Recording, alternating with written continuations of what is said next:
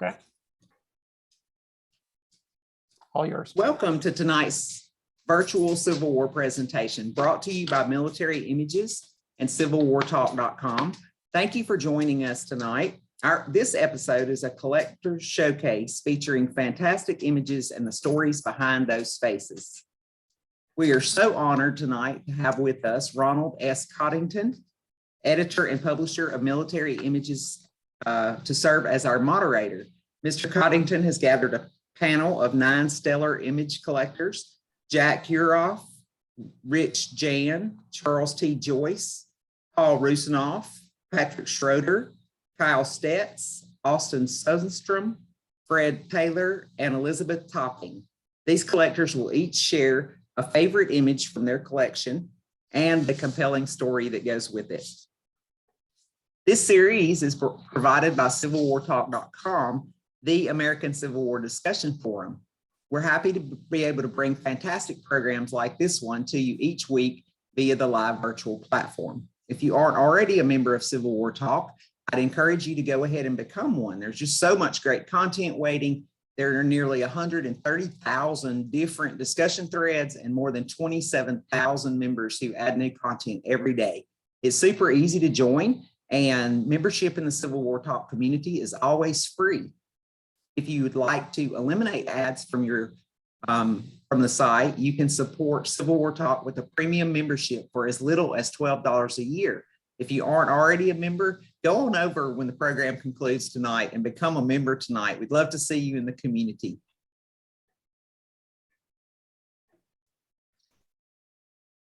Ronald S Connington is editor and publisher of Military Images, showcasing, interpreting, and preserving Civil War images since 1979.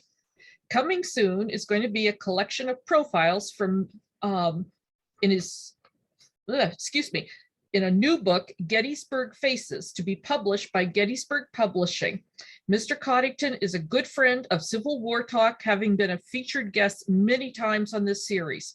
We appreciate so much his kind assistance in recruiting the collectors, managing the format, and moderating tonight's presentation. Please join me in welcoming Ronald S. Coddington.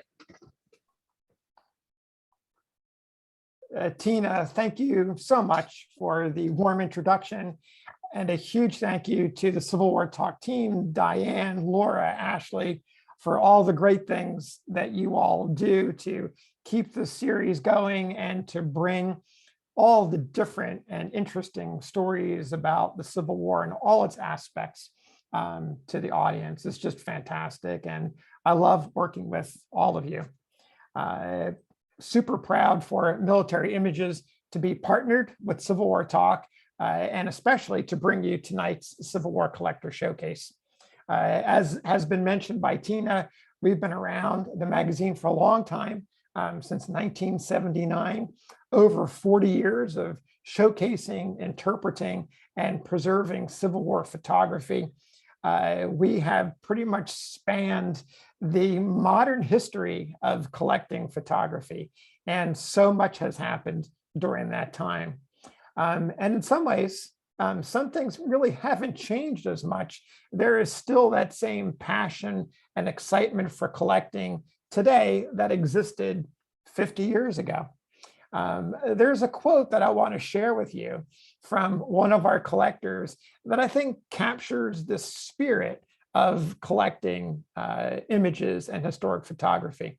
And here's that quote: "We never own these images.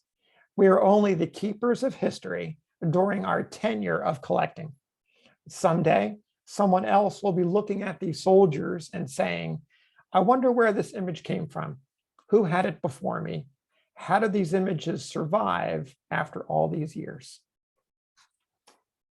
The collector who said that is Rich Jan, who you'll meet a little bit later this evening in the program.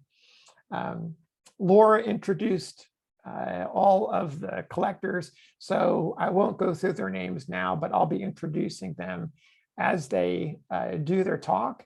The ground rules, so that everyone knows, I've asked these collectors to make an almost impossible choice, which is to pick a favorite image from their collection. I know it's impossible for me to do, and I applaud all of you for making those hard choices this evening.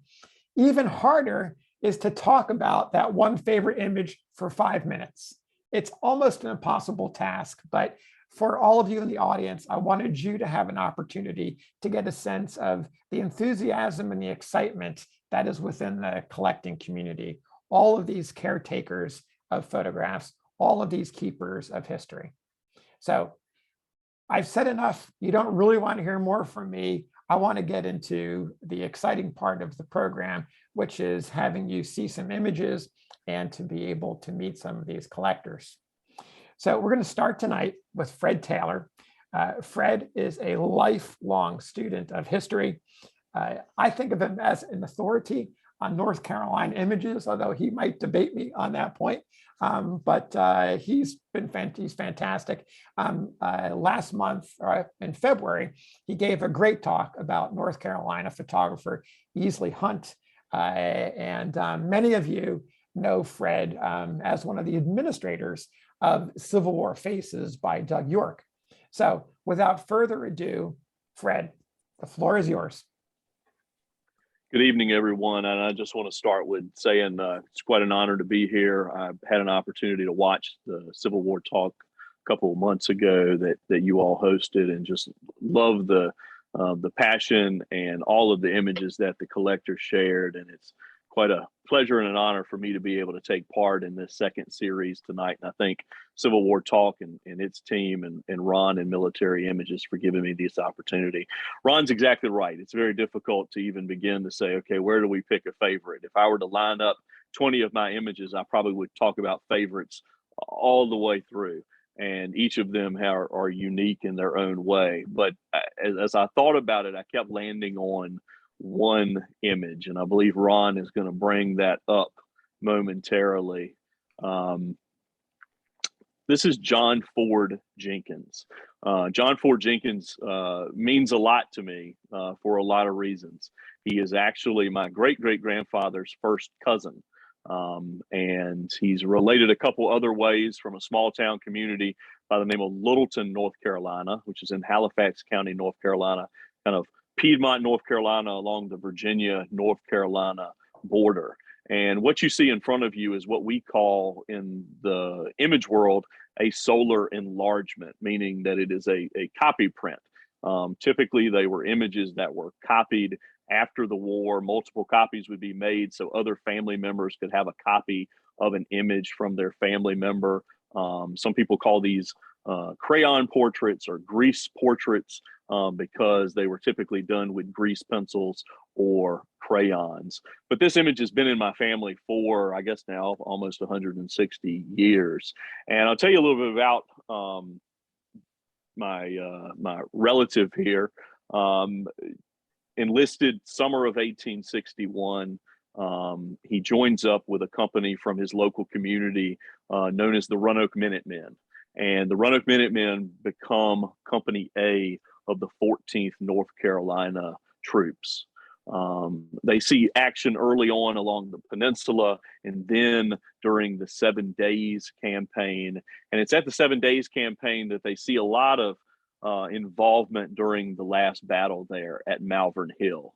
And it's here at Malvern Hill that John Ford Jenkins is actually wounded. And in fact, because of that wound, we know a little bit about this picture in that he had his thumb shot off, was hospitalized, but returned to duty later that year. And he continues to serve during the war, Fredericksburg campaign, and then into Chancellorsville. He comes through Chancellorsville unscathed, and not only unscathed, gets some credit from his comrades. He gets added to North Carolina's Roll of Honor from the Battle of Chancellorsville. But it's shortly thereafter, after Chancellorsville, and sort of in between Chancellorsville and the Gettysburg campaign, that he falls ill. And whether we don't know whether he knew he had this prior or not, but he is diagnosed with tuberculosis, and he gets sent to hospitals back in Virginia, ultimately ending up at General Hospital number 2 in Lynchburg. where he is treated for a course of months. Unfortunately, it becomes fatal, probably due to complications, lack of knowledge about treating tuberculosis at the time, and he passes away in the summer of 1863, leaving behind a widow and an 18-month-old child. So that brings us to the question of, well, why is this my favorite? Well, you could certainly say that it's a family member, so I have that personal connection, and I'll absolutely say that that is high on the list. But there's a little more to the story, and that's where it gets interesting. About 10 years ago, an image turns up in essentially a scrap heap, a junk pile. This old house is being demolished, and the trash men have come by, and the house has been emptied out. There's trash cans along the road, and one of the guys that's picking up trash notices that there are some old photographs in a box, and he has a friend who collects old photographs. So he snaps up these photographs and brings them to his friend, and his friend immediately recognizes this hard image, ambrotype image of a Confederate soldier carrying a rifle. He takes it apart, opens up the case. There's no identification. There's no information about him. And so a number of other people are shown this image. They ask around, who owned this house? What do we know about, any of the family members? Is there a connection? Can we identify this soldier? And they ultimately show the image to the person that I consider to be sort of the foremost historian of North Carolina Confederate images, a gentleman by the name of Greg Mast, author of the book State Troops and Volunteers, which was published by the North Carolina Archives in the 1990s. And Greg, who literally has a photographic memory, says, I know who this is. I know exactly who this soldier is because I have seen the solar enlargement of this same image. And so, Ron, if you'll take us to the next slide. This is the image that came out of the dumpster, out of the trash pile, saved by someone who said, hey, my friend is an interested person in Civil War images, and they find this image and ultimately are able to identify him. That happened in about 2015. I, with bated breath and, probably nerves over the years, had asked to try to get that image back to the family. It was in the hands of a collector at the time.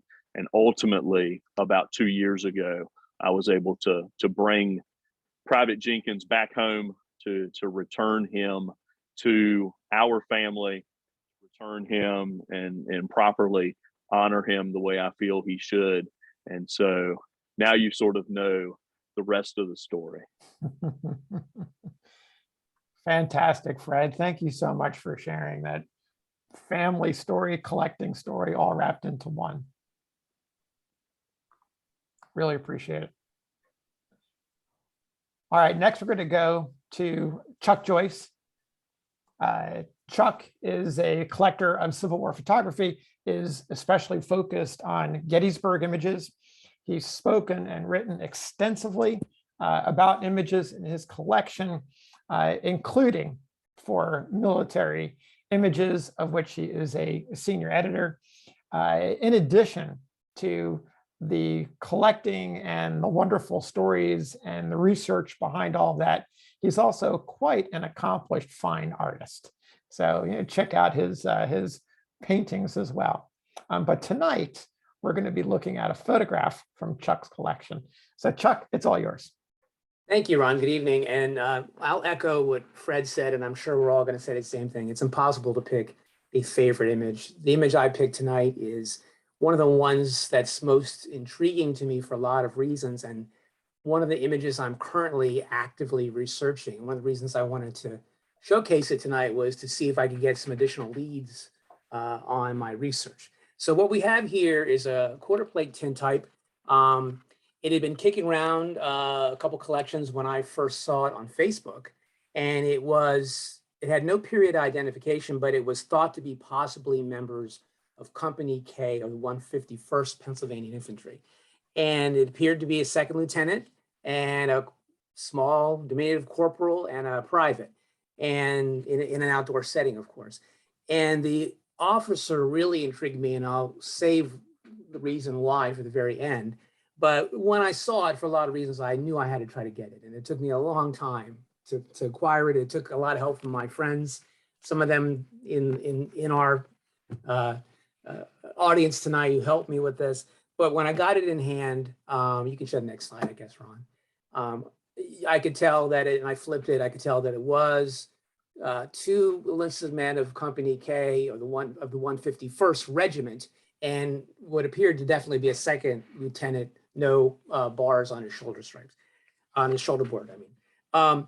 So I concluded finally that it had to be the 151st Pennsylvania for several reasons. First of all, in the entire Union Army, there are only 4 other regiments that had the 151st designation. 3 of them were Western regiments that were recruited for a very short period of time, very late in the war. This doesn't appear to be an Eastern image at all. There's no tax stamps on the back of the plate. It is a tin type. There are no tax stamps on the back of the plate. The only other possibility was the 151st New York, but they were in Baltimore in barracks for most of their tenure. And there's no evidence of them ever being out in the field for any period of time that would occasion a photograph being taken. But what really sold me on it being actually a group shot of 3 members of Company K of the 151st Pennsylvania was when I took a very deep dive into the work, the amazing work of the historian Michael Dries, who has not only authored an outstanding modern regimental history of the 151st Pennsylvania, but he also edited and annotated the diary of the regiment's Lieutenant Colonel George McFarland. And McFarland kept an amazing diary. He was a school teacher. He made very long daily entries and recorded the temperature sometimes as much as 4 times a day. In February, the regiment was ordered to Belle Plaine, Virginia, and they would spend the rest of the winter and the early spring there. And in March, McFarland wrote in his diary, quote, "Went to hunt an artist to sketch our camp," unquote. He went to Hooker's headquarters, actually, looking for an actual artist. He was looking for Arthur Lumley, who drew for the New York Illustrated News, or Alfred Woad, who drew for Harper's Weekly. He couldn't find either one of them. So he says, "I next went to see James F. Gibson, photographer. He agreed to come with me at any time I sent an ambulance for him. He seemed to be a very intelligent Scotsman and able artist." The next day in his diary, McFarland indicated that Gibson came, quote, "with instruments, etc." And then the next day on March 19th, McFarland wrote, quote, "I sat for a photograph, but failed to get a good one." And then he left camp to sit on a court-martial for a private in the 142nd Pennsylvania. And then after his return, he said, quote, "I sat with some 30 commissioned officers in a positive photograph, i.e. a tintype or an ambrotype." He then said, in my absence, when he was out on the court-martial, Mr. Gibson had taken a negative of the camp with the regiment in the main street. Now, Gibson, according to the diary, stayed with the regiment, stayed with the 151st Pennsylvania in their camp for 2 weeks until the end of March. And then at that time, McFarland said he conveyed him back to headquarters, quote, "with his camera, etc." unquote. So this slide here is actually a copy print in the Michael Dries collection in the Military Heritage and Education Center at Carlisle. And it's Company H, 151st Pennsylvania. Note the same sort of landscape in this as it's in my image. So I've concluded that this has got to be one of the images that James Gibson took of the 151st Pennsylvania, and that mine must be too. But that's not the end of the story. Next slide, Ron. So this is one of the truly iconic images of the war. This is in the Library of Congress, and it's been ID'd as being taken by James Gibson, being taken at Belle Plaine in March of 1863. But it's been ID'd as being in the camp of the 150th Pennsylvania, not the 151st. The 150th, as many of you know, were one of the Bucktail regiments. But I think it's really the 151st Pennsylvania, and I'll tell you why. Even though it's been captioned this way for over 100 years. Remember, McFarland in his diary says he wanted an artist to, quote, sketch our camp. And remember, he said that while he was away on duty on the 19th, quote, Mr. Gibson had a negative taken of the camp in which the regiment in Main Street. Also, a sergeant in Company H of the 151st wrote his wife in April that he had, quote, ordered a picture of our camp, unquote, and he hoped it'd come to him before his regiment moved out. So there's all this evidence that Gibson stayed with the 151st and pictures were taken of the whole regiment in the company street. By contrast, I found nothing in any account of the 150th Pennsylvania that mentions the photograph. There's a regimental history that came out by Thomas Chamberlain in 1895, and it has 2 whole chapters of the regimental history that's devoted to their stay at Belle Plaine. And one of them is even titled, quote, various happenings in and out of camp. There's no mention of the photograph in that regimental history, and there's no mention of any cameraman taking a picture of them, much less someone as famous by then as James Gibson. So I'm still researching this, but if you go on the Library of Congress website, I'm sure a lot of you know this, you can download a very high resolution picture of this image. And Ron, this is a blown up picture. This is the band of this regiment. Note, if you will, to the very right, down at the bottom, there's a drummer. It's hard to see in this, but if you download, you can see it. He's kind of small. He's got a very distinctive beard and a head cap. So then if you go back to next slide, Ron, this is the Dries image. Note again, the drummer at the very right of this image. I wish I could point, I can't. He's a little guy. He's got the same there you go. He's got the same beard. He's got the same cap. So I believe that Library of Congress iconic image is actually the 151st and not the 150th. Now, why is this image overwhelmingly intriguing to me? Well, I mentioned that the officer in the image is a second lieutenant. It's pretty clear. I can't see any R's on his shoulder board. Company K of the 151st Pennsylvania only had 1 second lieutenant. His name was Charles August Trexler. He was killed in action at Gettysburg, and he's my 3rd cousin 5 times removed. Very distant ancestor, but for those of you who know me and know how passionate I am about Gettysburg casualty images, it doesn't get any better than that. So I put this image up hoping that I could spur some interest in whether there's any other accounts out there of Gibson taking photographs in 1863, any other photographs out there that have similar outdoor setting, and any original stereo views, because the Library of Congress image is a stereo view actually. So any original stereo views out there. So that's my image. Thank you. Thank you so much, Chuck. Audience and folks watching the archive version later on, Chuck has given you a homework assignment. If you can help, find him and help him make a connection to his family. Thanks so much, Chuck. All right, next up is Austin Sundstrom. Austin is recently graduated with an MA in public history. For a time, he worked as a historical interpreter intern at the Fredericksburg and Spotsylvania National Military Park.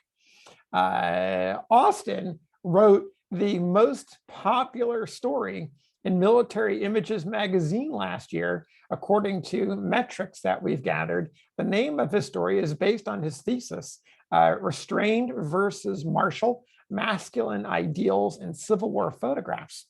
So top of the charts for MI. Now, Austin, it's all yours. I rose the bar pretty high, but now it's up to you. So take it away. Well, I'll try to match it.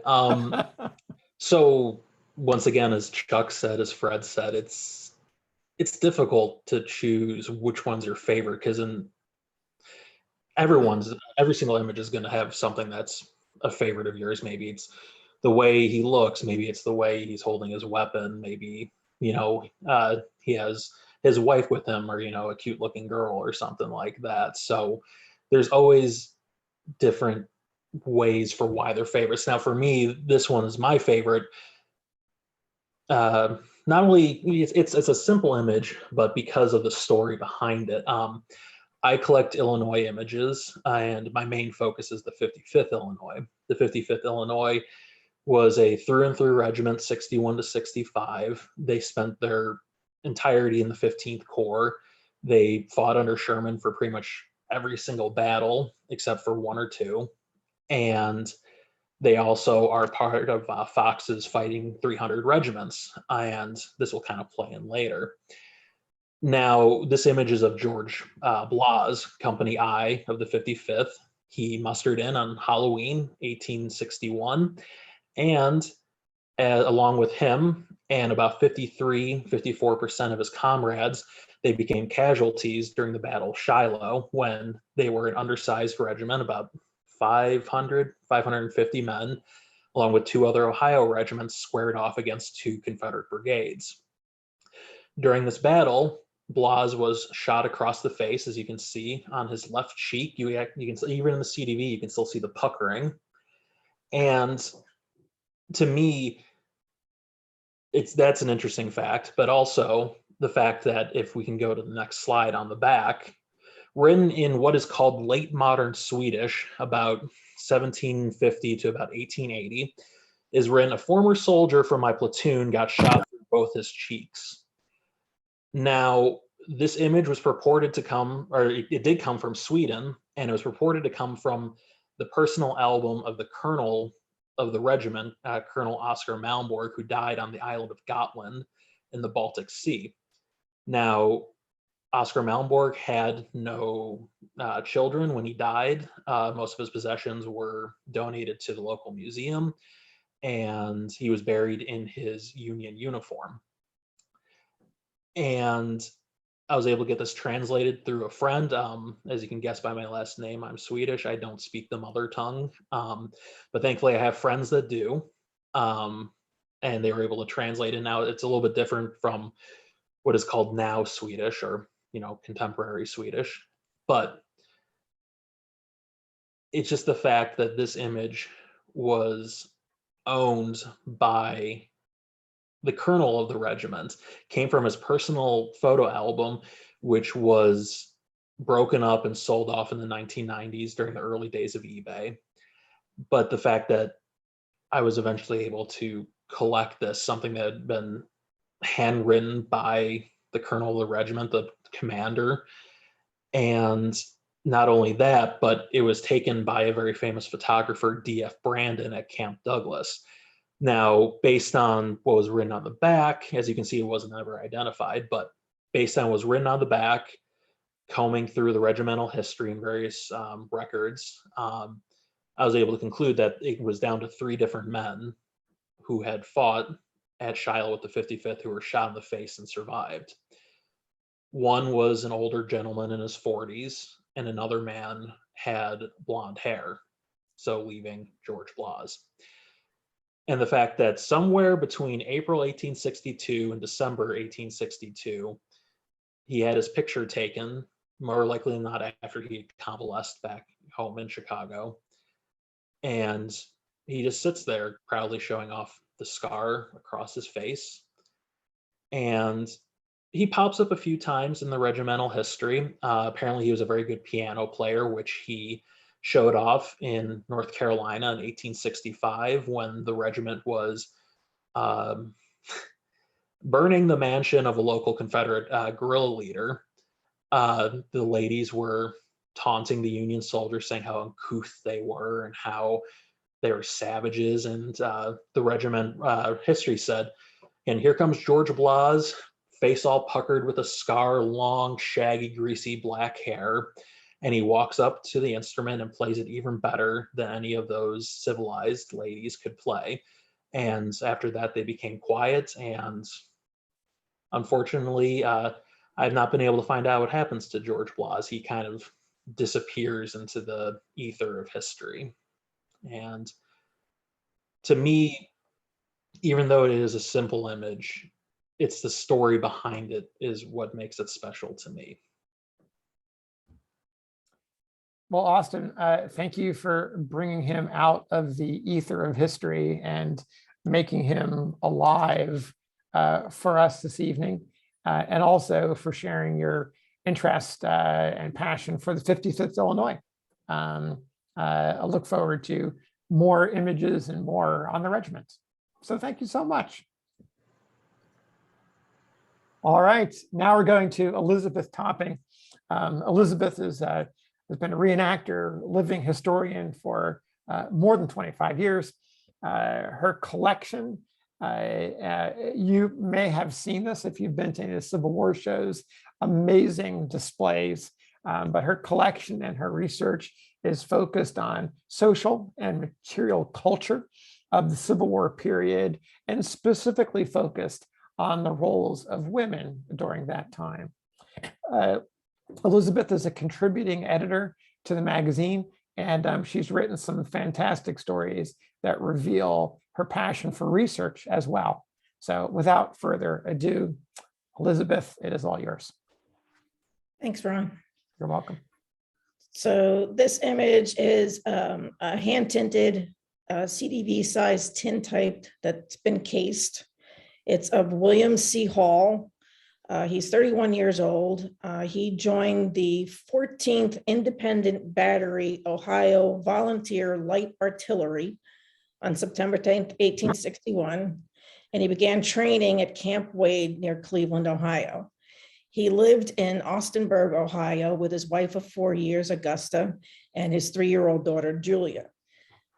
I know exactly when and where this image was taken, because part of the archive I have of the Halls includes 59 letters between William and Augusta.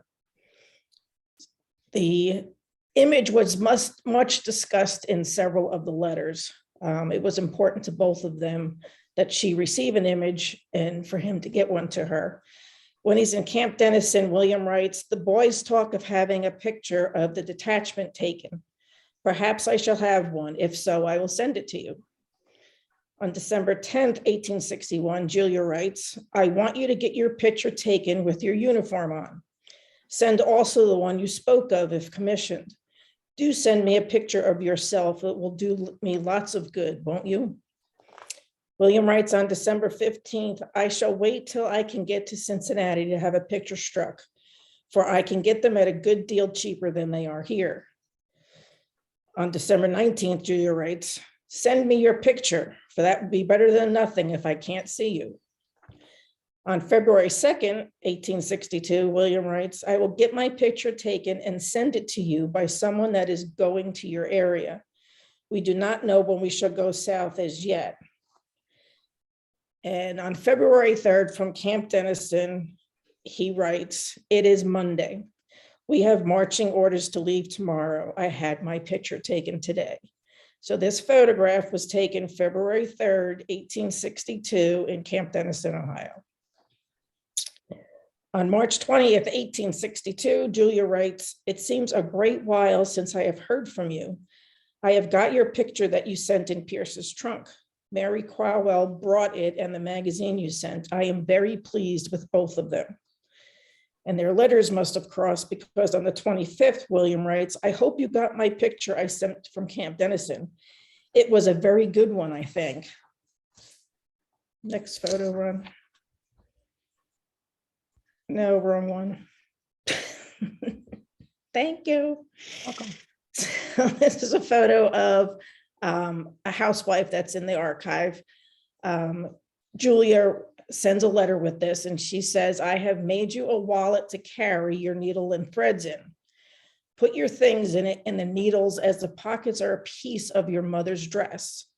She included stenciled bits of cloth intended for William to sew into his clothes, but he never got the opportunity to do so.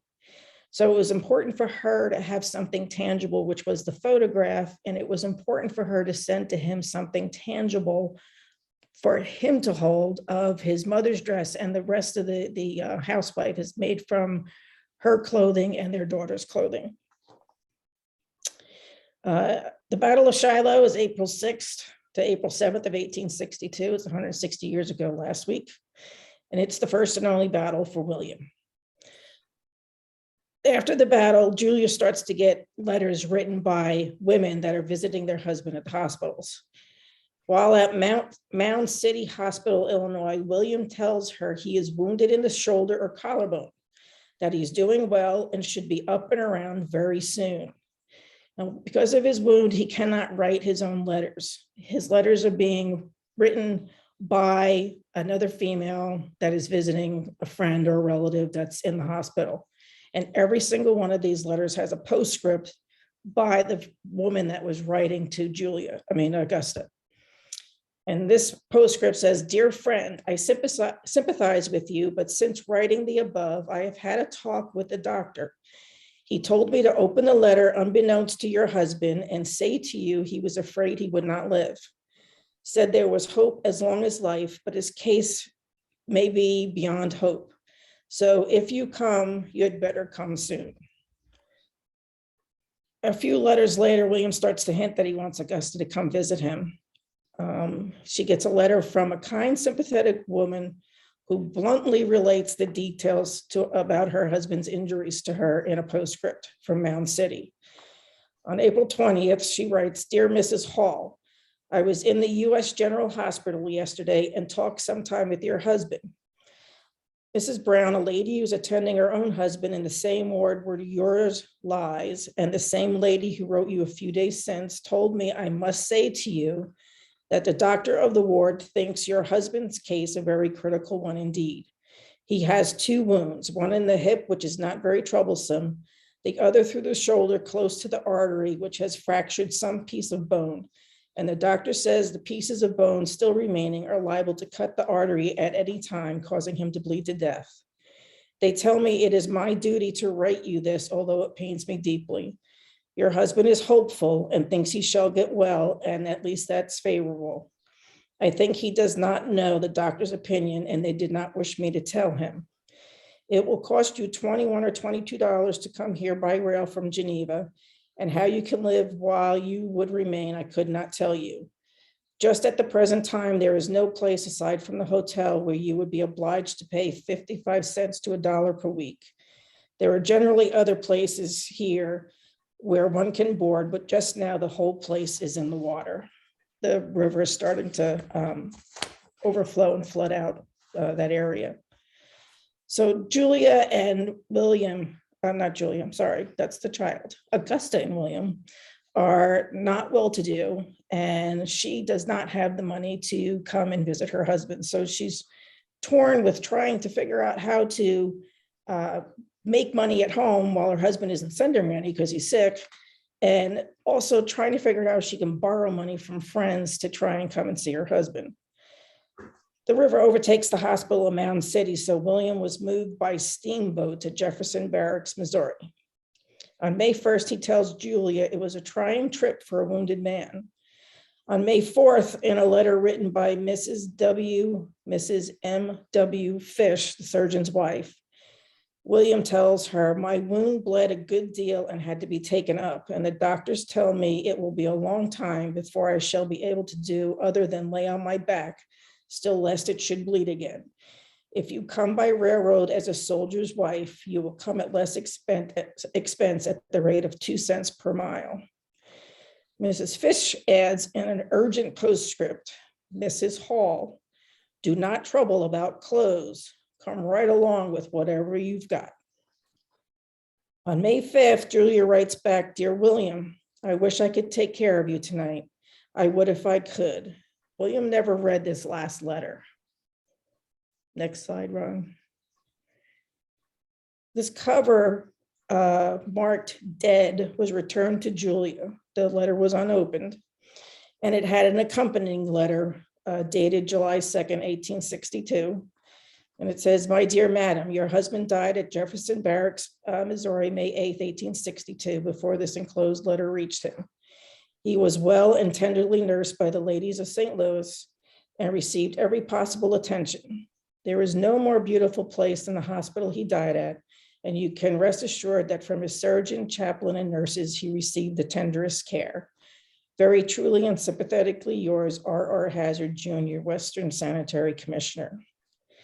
Now, the reason why, you can go back to the original run, the reason why this image is special to me is because I know the story of William and Augusta through their letters.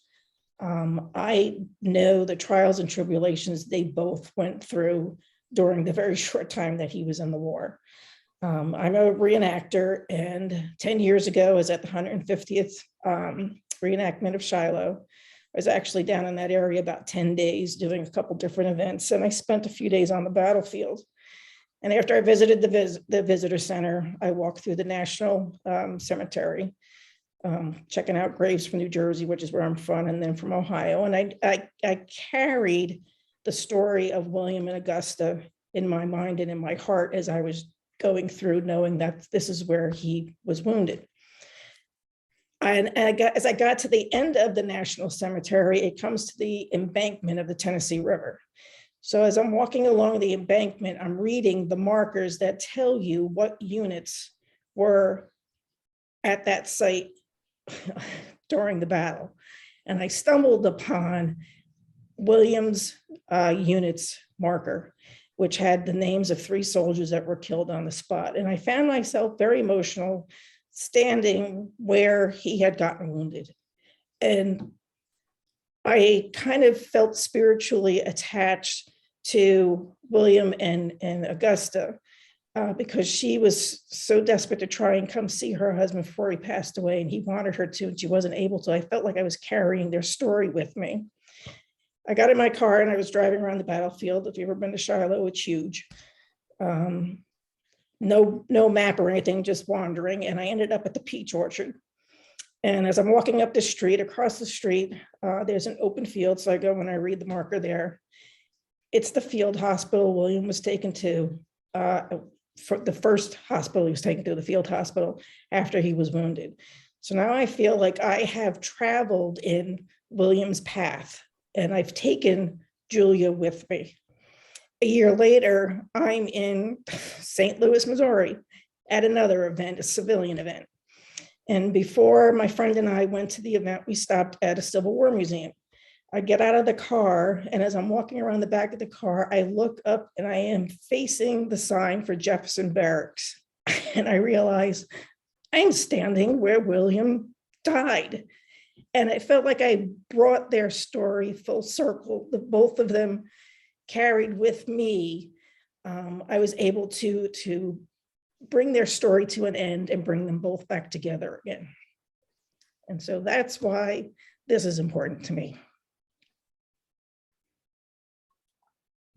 Elizabeth, thank you so much for bringing them together and for giving them to us to be able to help carry the way that photographs and letters and other source material can really humanize individuals or humanize the war through those individuals.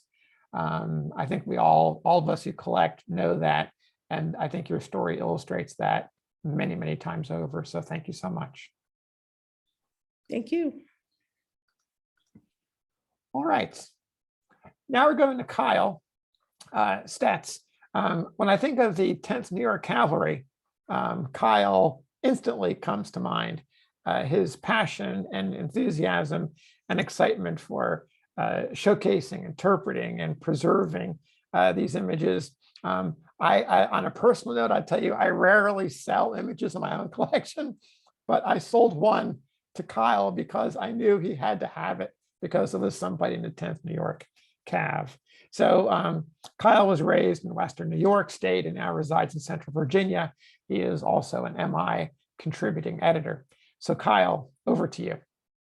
Great, thank you, Ron. I appreciate you selling me that image. Yeah, thank you to Ron and CivilWarTalk for inviting me tonight. As Ron said, I'm a native of Cattaraugus County, New York, which most of you have never heard of. It's located in far southwestern New York State. And I really have two collecting passions. One, anything related to soldiers that fought during the war from my native county. And as Ron mentioned, my other passion is for items related to the 10th New York Cavalry. And I had a relative, it was my triple great grandfather, who served in that regiment. He grew up in the town that I grew up. He was a late war enlistee, though. He didn't join until September of 1864. He left behind his wife and 9 children, and fortunately made it back through the end of the war. Although I have a great passion for Civil War images, it kills me. I've never been able to locate a photograph of him. So hopefully one day one might turn up. You know, as everybody else has said, it's hard to narrow down to a favorite image. I think many of us can attest to the fact that if we purchase an image, it's got to be compelling. It's got to be special to us. So I feel like all the images that we all collect and have are special and our favorites for one reason or another. But I eventually landed on this image of Private John W. Vail of Company B of the 10th New York Cavalry. He was a resident of a little town in Erie County, New York, known as Collins Center, and he enlisted there at age 17. And to me, you can just really see the youth on his face. He's still got even a little bit of a baby face. The 10th New York Cavalry was recruited in the late summer and fall of 1861. They drew men from around the state, but kind of 3 primary regions, one around Buffalo, New York, and the towns directly to the south, in the Syracuse, New York area, and in a swath of towns east of the Finger Lakes. And as the men began to fill up the ranks of the regiment, they were sent to one of New York's 3 official mustering in rendezvous points. And one of them that was selected and the 10th ended up at was Elmira, New York. And there they awaited to be officially mustered into service. And their orders officially came in late December of 1861. And the members of the Porter Guard Cavalry, as they were known, boarded rail cars on Christmas Eve of 1861 and headed south. And their ultimate destination was a little town in south central Pennsylvania called Gettysburg. And they actually arrived there on Christmas night of 1861.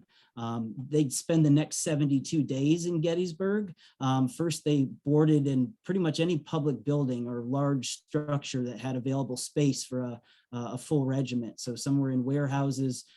One company was actually stationed in the newly constructed Adams County Courthouse, but eventually they built official barracks east of Gettysburg along the York Road.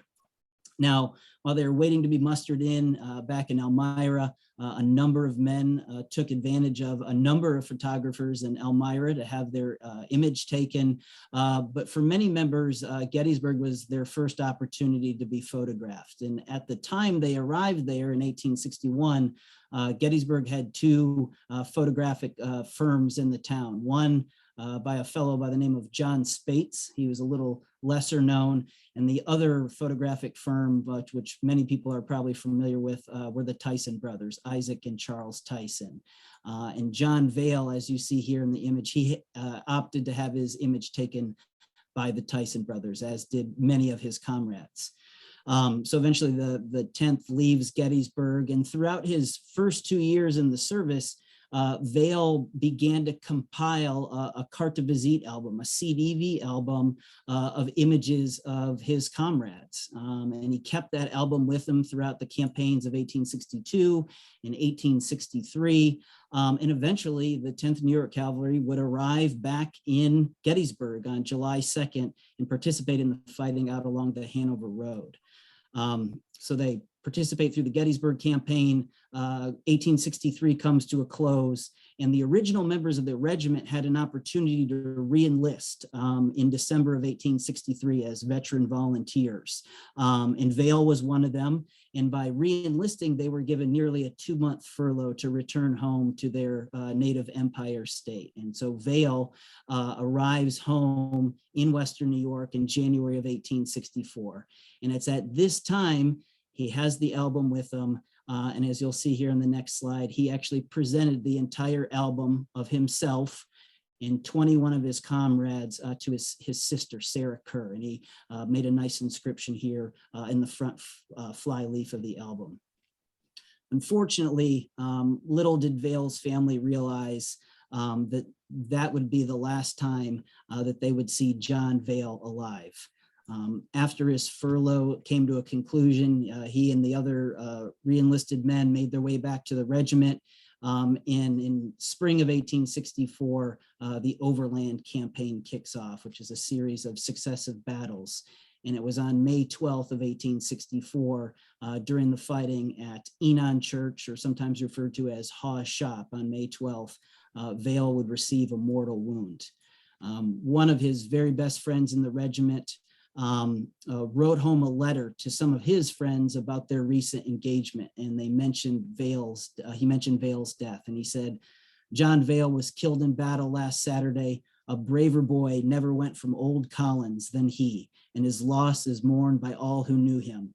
I was not but a short distance from him when he fell, pierced by a rebel bullet, and yet I could not leave to attend him.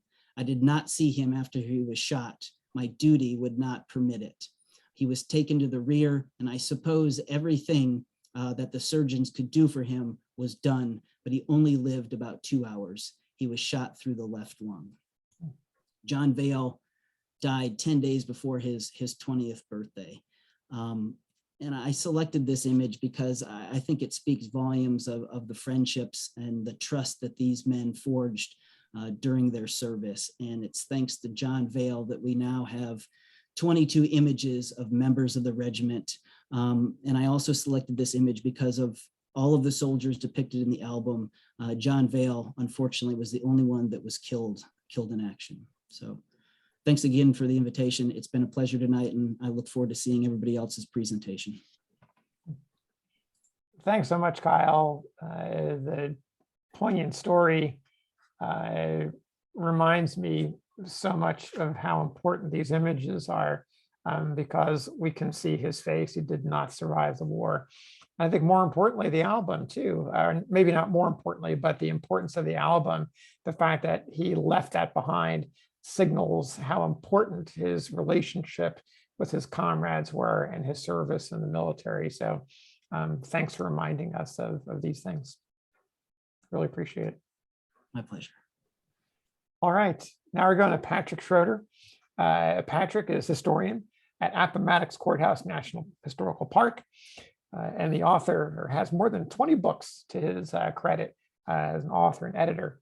Born in Fort Belvoir in Virginia, he attended grad school at Virginia Tech and now resides in Lynchburg. By the way, he's a collector of Civil War photography, which is why he's here tonight. We had a chance to hang out a couple months ago at the annual Appomattox seminar at Longwood University. Had a great time, and I'm pleased to welcome him tonight to talk about a couple of images in his collection. So Patrick, the floor is yours. Thanks, Ron. I appreciate it. And thank you to Laura and everybody else that is making this happen. It is an honor and privilege to be here. And I'll say hello to friends and family that are watching this online. And like everyone else, I never knew how difficult it would be to pick out a favorite image, because I really couldn't do it. I narrowed it down to about a dozen. And I decided to go not with one of the real superb images, but one that had a very compelling story.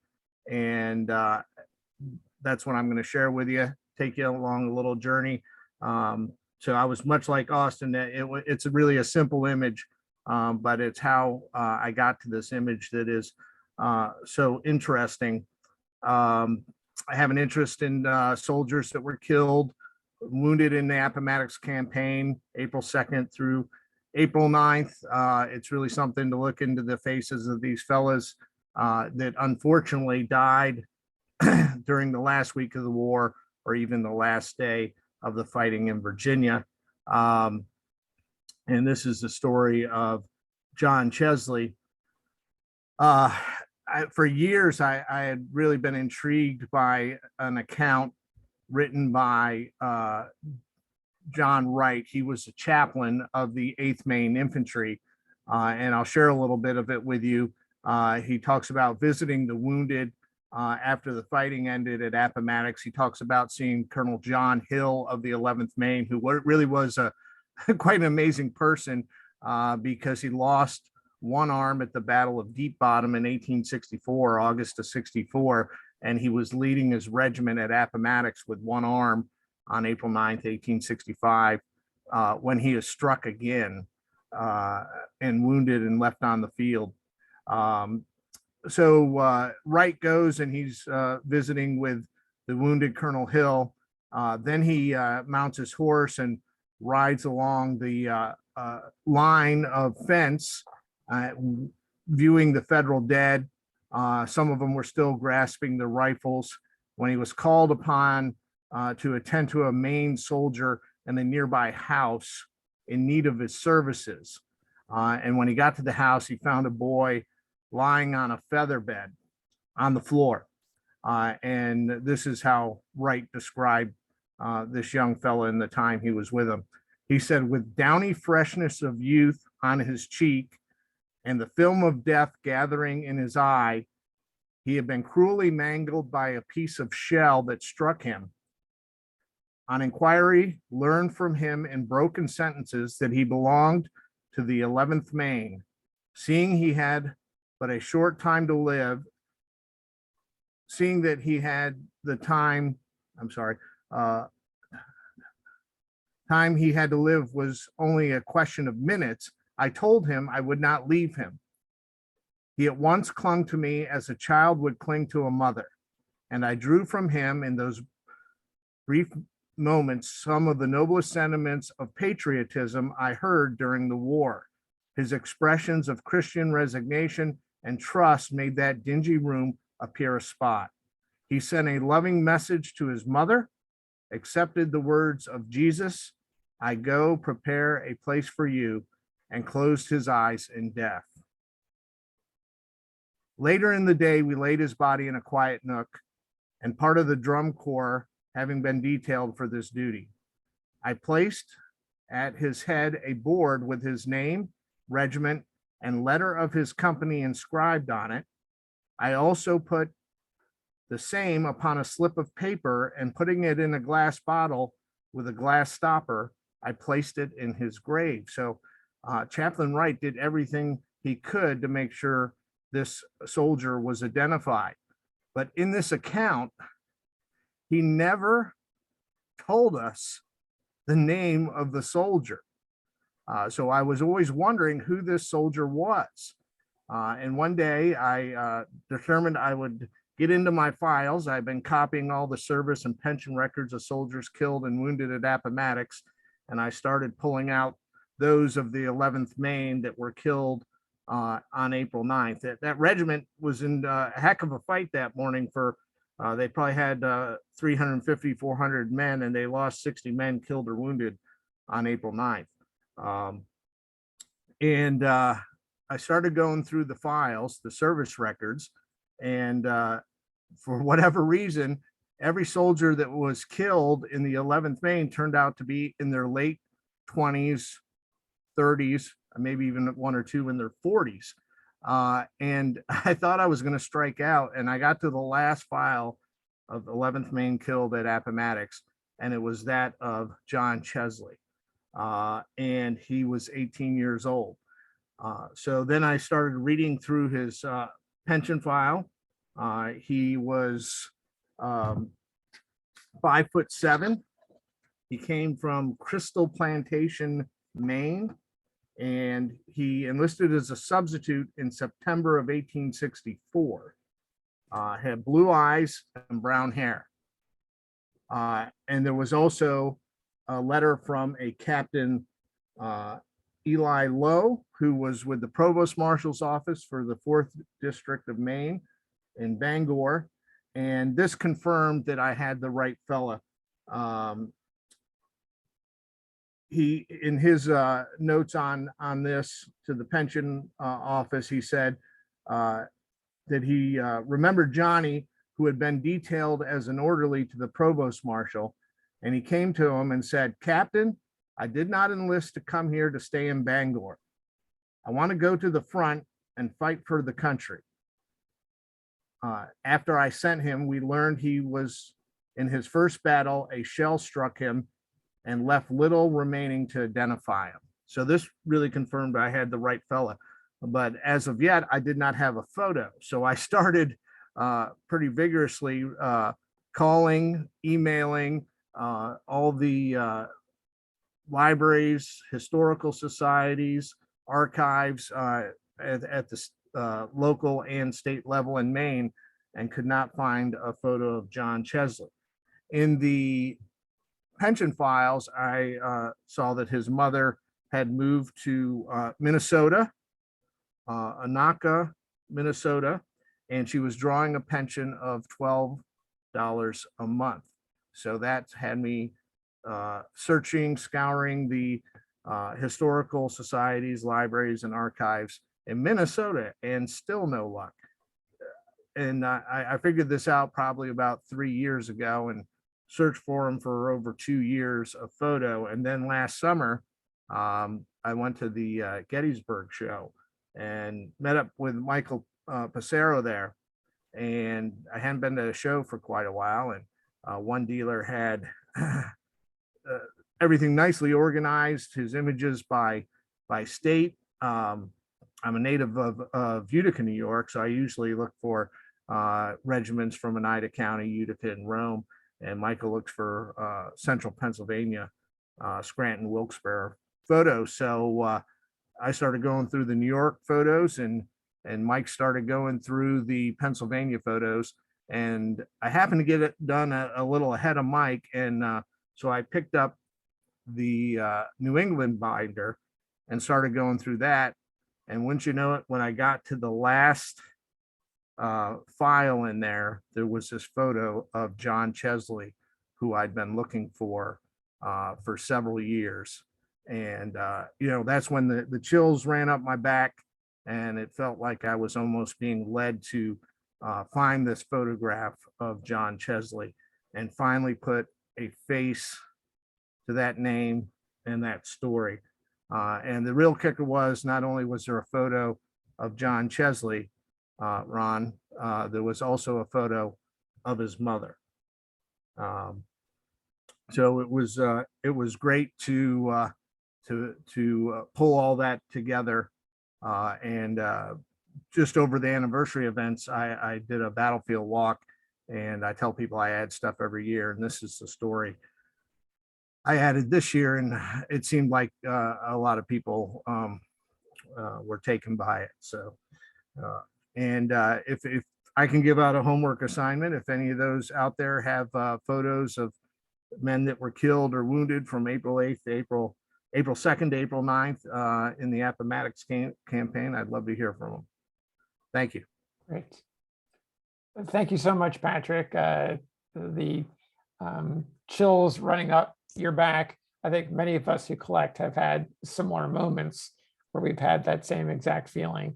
And being able to put that face to the name is an incredible sensation. So I'm so excited for your success, and excited to see if anybody takes you up on your homework assignment. So thank you so Thanks, much. Ron. Thank you, Patrick. All right, turning it over now to Rich Jan. I quoted Rich at the top of this program. Rich has been collecting since about the time of the centennial, maybe a bit before that. And he collects today with the same excitement and the same enthusiasm that I imagine he had as a boy. We published a gallery of representative images from his collection in our autumn 2017 issue, and it was appropriately titled Keeper of History. So without further delay, Rich, it's all yours. Thank you, Ron, and thank you, Laura, for inviting me this evening. What I'm going to do is I will be presenting 3 images. One, of course, is a daguerreotype of a gentleman named Samuel S. Parker. He was from the Parker family in New York, whose history goes back to the American Revolution. The daguerreotype has him look somewhat like an aristocrat. The clarity of the image shows him wearing a New York State buckle, militia. He's also holding an 1850 staff and field officer's sword, and of course is holding an 1851 Shako with a number 7. The importance of this image is he was not in the Civil War, but was the father of 2 soldiers who I'm going to show you who were in the Civil War and had quite extensive records. The first I'm going to be talking about is Samuel S. Parker, and he is the junior member of the Parker brothers, pictured on the left. He was 20 years old. Pictured on the right is a picture of his brother, Sewell Parker, who enlisted at 18 years old. Both of them, as you can see, are wearing the early militia New York uniforms with the 8-button jackets, and you can tell that the overcoats, I should say, the gray coats on the table with their high-crowned kepis on the table next to them. The photographs were obviously taken at the same time. Samuel S. Parker enlisted in the 87th New York on October 10th, 1861.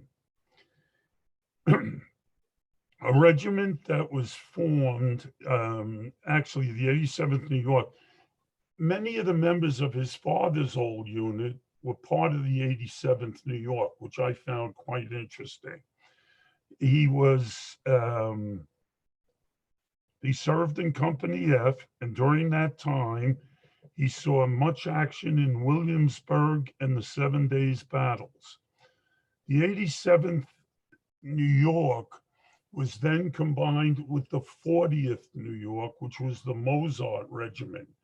And for those of you who follow the Mozart Regiment or the 40th New York, know that it saw extensive combat. Its losses were extreme. They fought heavily at Fredericksburg, Chancellorsville, and also at Gettysburg. Samuel was promoted to sergeant, interestingly, at Gettysburg and in the Battle of Gettysburg, but would go on to fight in many other battles with the unit, including the Wilderness, where he became a prisoner of war.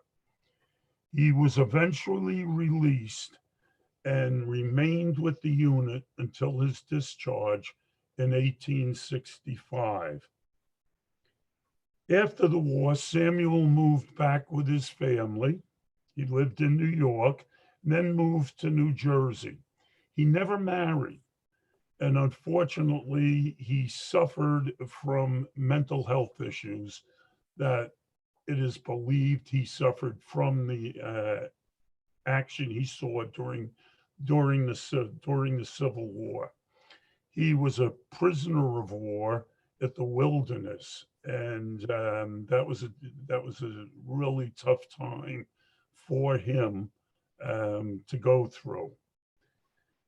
Sewell Augustus Parker, who was 18 at the time of his enlistment, is pictured at the right. And again, as I pointed out, they are very similar in content.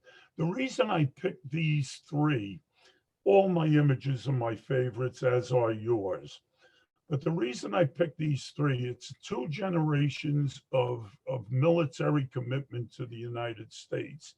And the history of the family going back to the American Revolution really impressed me. Getting back to Sewell A. Parker enlisted in the Union Army 2 weeks after his older brother Samuel enlisted.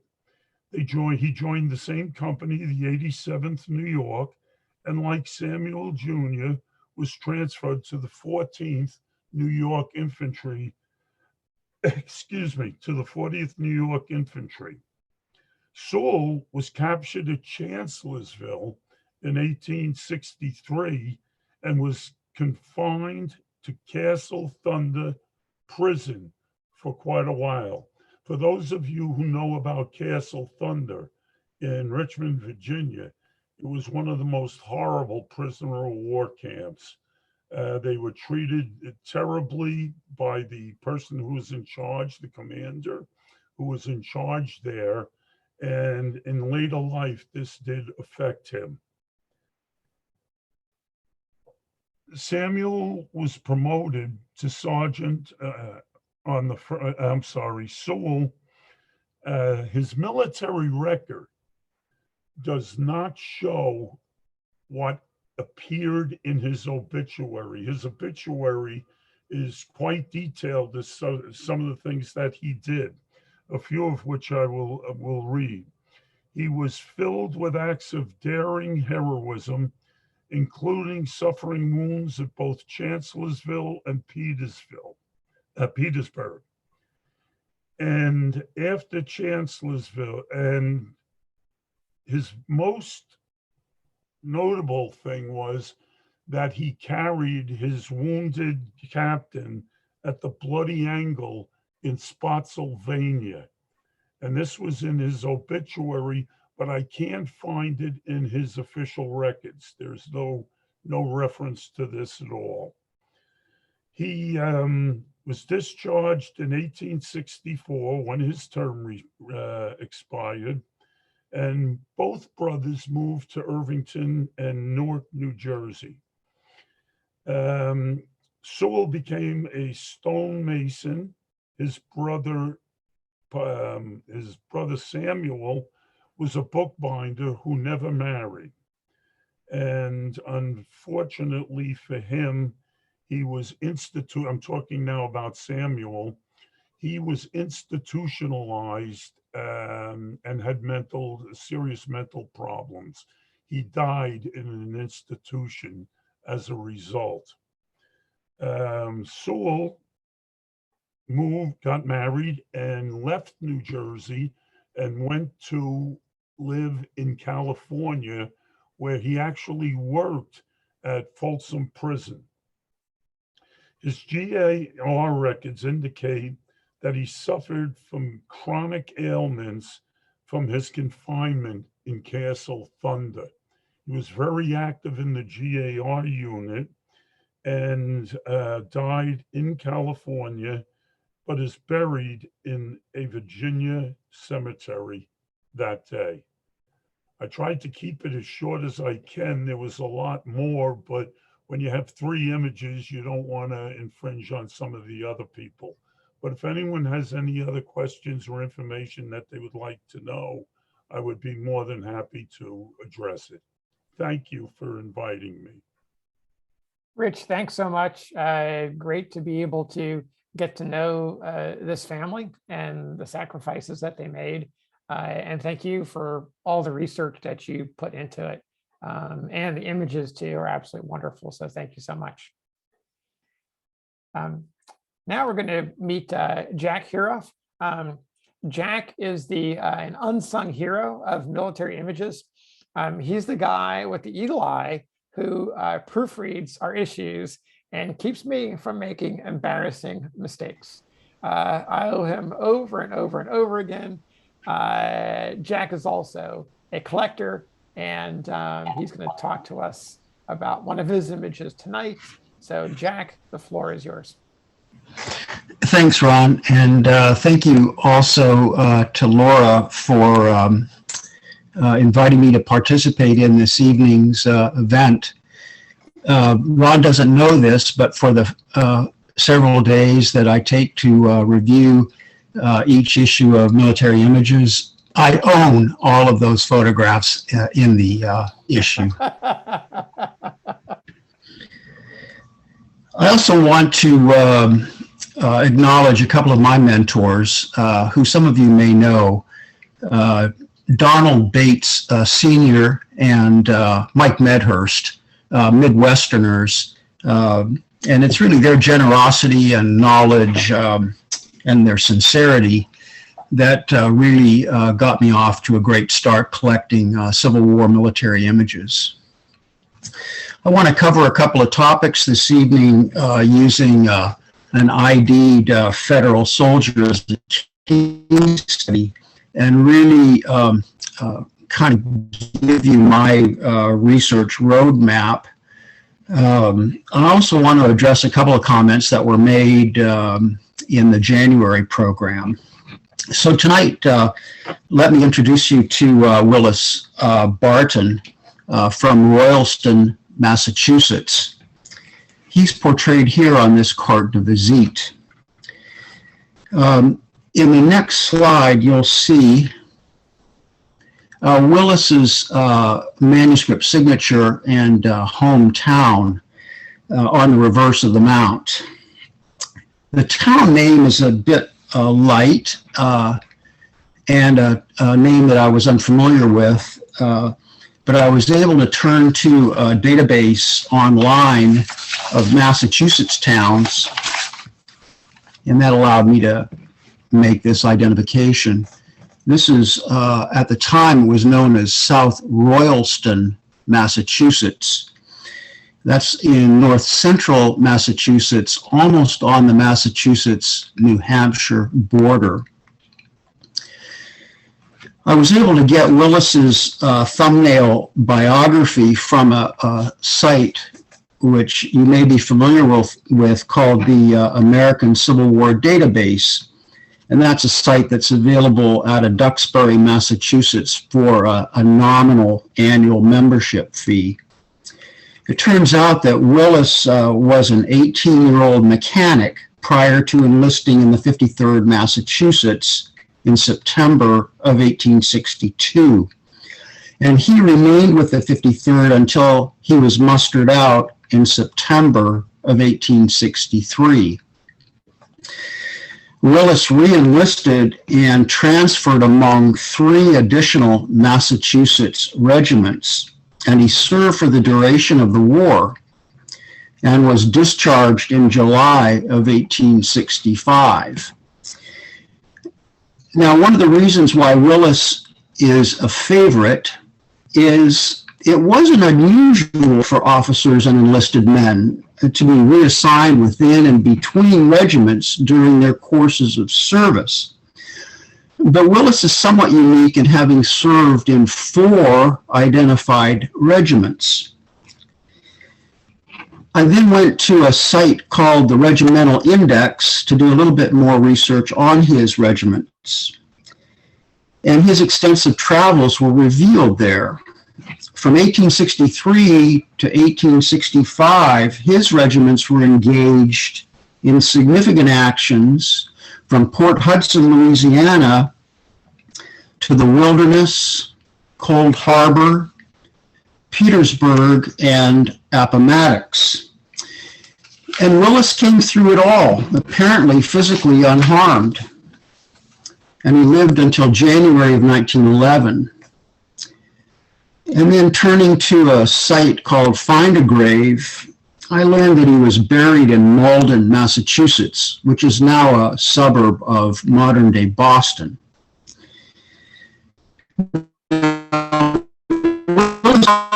His picture taken, he was dressed in a simple yet standard military sack coat with a rolled collar, vest, and trousers. Around the time of his second enlistment, in mid-February of 1864, when the 21st Massachusetts was formed in Worcester. The back mark on his photo indicates the Worcester firm of H.J. Reed, artist. And I confirmed Reed's name in one of my go-to references, which is the catalog of Civil War photographers. This catalog was privately published by a gentleman by the name of George Whittam in 1988. And if anyone is interested in acquiring a copy of this resource for their personal libraries, I would recommend looking on the secondary source book market as Mr. Whittam has passed away in 2016. Because revenue stamps were required to be used on photographs from August of 1864,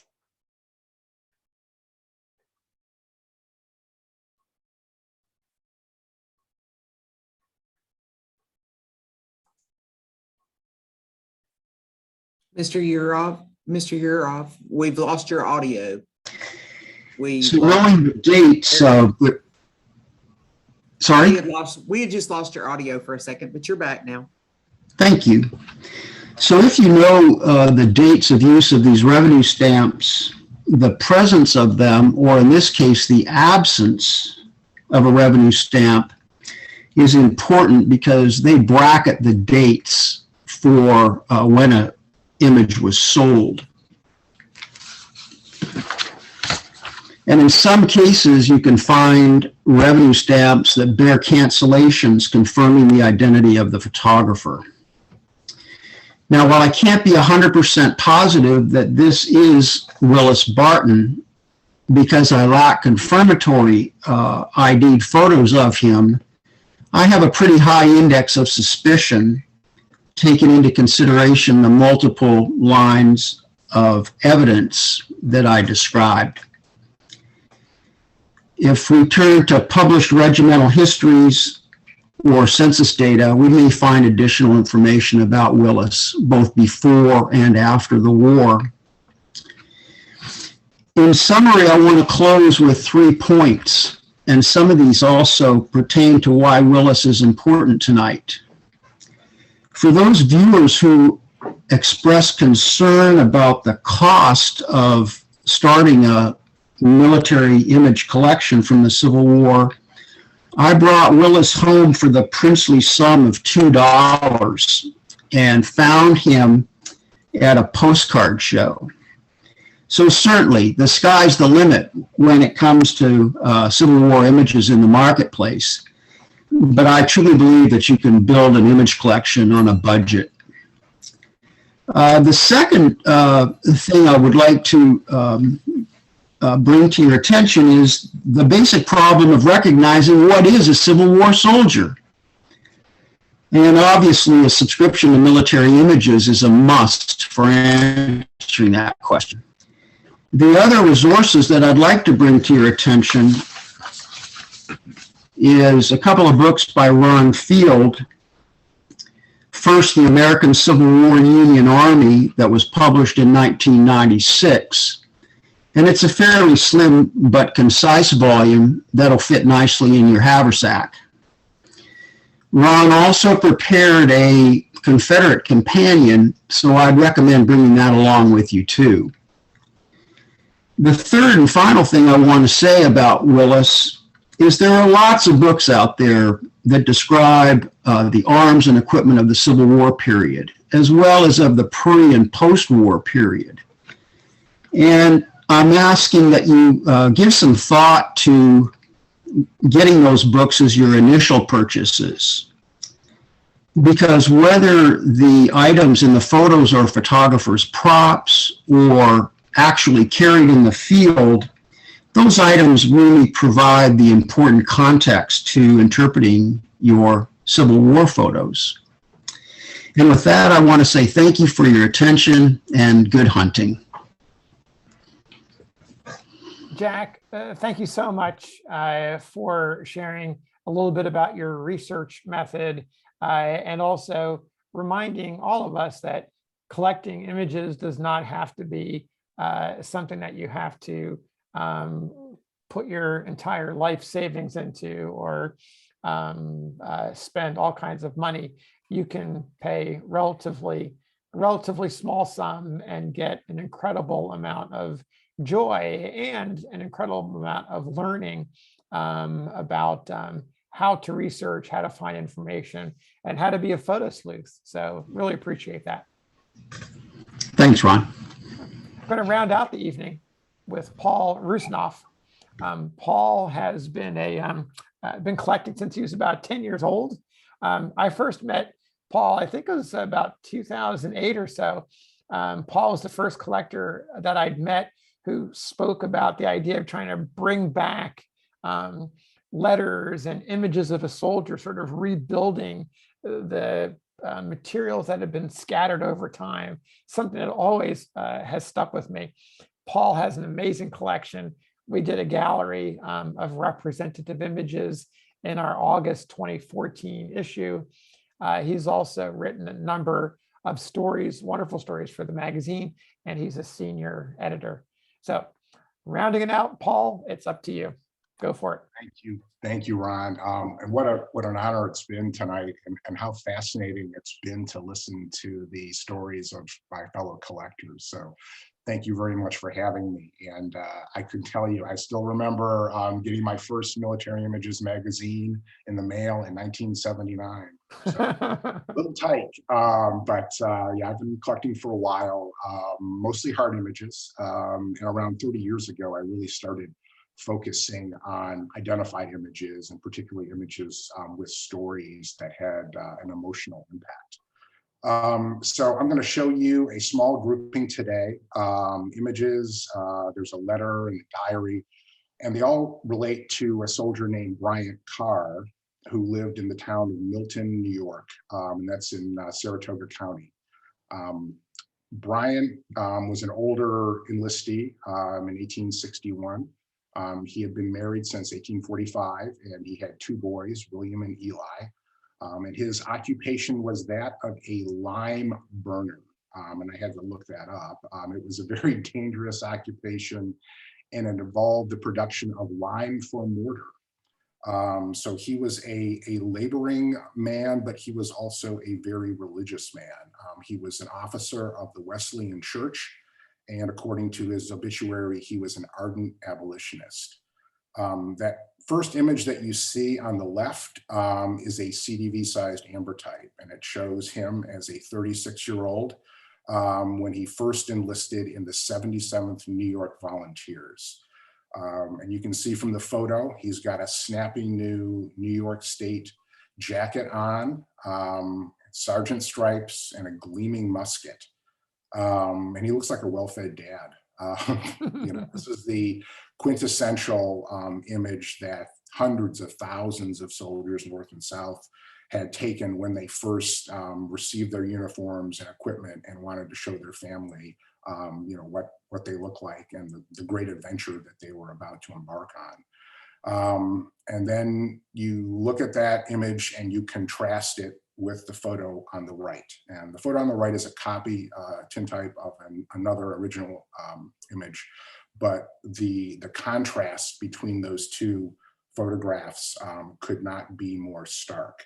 The photograph on the right shows Bryant several years into his enlistment after some hard campaigning. He is much thinner, not in a good way. And he has traded his New York jacket, which probably wore out, for a 4-button fatigue blouse. His kepi is gone. He's wearing a slouch hat with an infantry insignia in 77 in the horn. But I think he still maintained his New York State NCO belt. His unit, the 77th New York, was part of the 6th Corps of the Army of the Potomac. And they were actively engaged in the Battle of Antietam and in Fredericksburg in 1863. But really the most difficult time for that regiment came during Grant's Overland Campaign in 1864. So Bryan would survive the wilderness where the 77th New York was heavily engaged, but his luck would run out a few days later at the Battle of Spotsylvania Courthouse. And there, the 77th New York was one of 12 veteran regiments that was selected by Colonel Emory Upton as part of an attack on a very strongly fortified Confederate position. These 12 regiments would go in like a wedge, and they were going to overwhelm the Confederate defenders and breach the line at this one portion of the battlefield. But like a lot of actions, there was a failure to support the initial charge. And so Bryant was shot in the arm. He was taken prisoner along with 6 members of his regiment The 77th New York suffered 77 casualties that day, so that was a pretty big number. Bryant left us with a diary, and his diary begins in January 1864 with his veterans furlough. And then a couple of weeks later, he journeys back to his regiment. And then the entries, it's interesting reading. He's someone who, as I mentioned, very religious man. He is just as comfortable leading his men in a group prayer as he is in leading them in target practice. So on the day he is wounded and captured, he writes, "Clear and hot, picket advanced in woods at daylight, sharp skirmishing at sunset, made desperate charge on enemy's works and took them, but was drove back, and I, with many others, was wounded, laid on the battlefield all night." So Brian is ultimately evacuated to Richmond. He is in General Hospital number 22. And the final entry in his diary is dated May 28th. And there he writes, "Clear and cool, hard night's rest.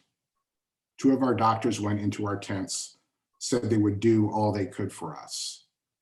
May God grant," and he stops there. He continues to decline with the infection from the wound in his arm until it's pretty clear that he's not going to make it. And at that point, he dictates a final letter to his wife, Lucinda, and his two sons. And Ron, you can switch that slide now. And that's the letter you see. And I'm going to read it for you. Richmond, Virginia, June 11th, 1864, General Hospital number 22, 3rd Division. Dear wife and children, I was wounded on the 10th of May and reached here on the 12th. I've been able to walk around the room some of the time, but cannot do so now. Still, I have some hope of recovery. You have learned in whom to trust. And if you should never see me on earth, we'll meet in heaven, and I hope the children will profit by the counsel that I have given them. Now, dear wife, as for the business matters, you know how to manage that as well as I do. And I hope you will pray for me while I'm spared, which may be but few days. Whether it be long or short, praises be to God forever. From your affectionate husband, Bryant H. Carr.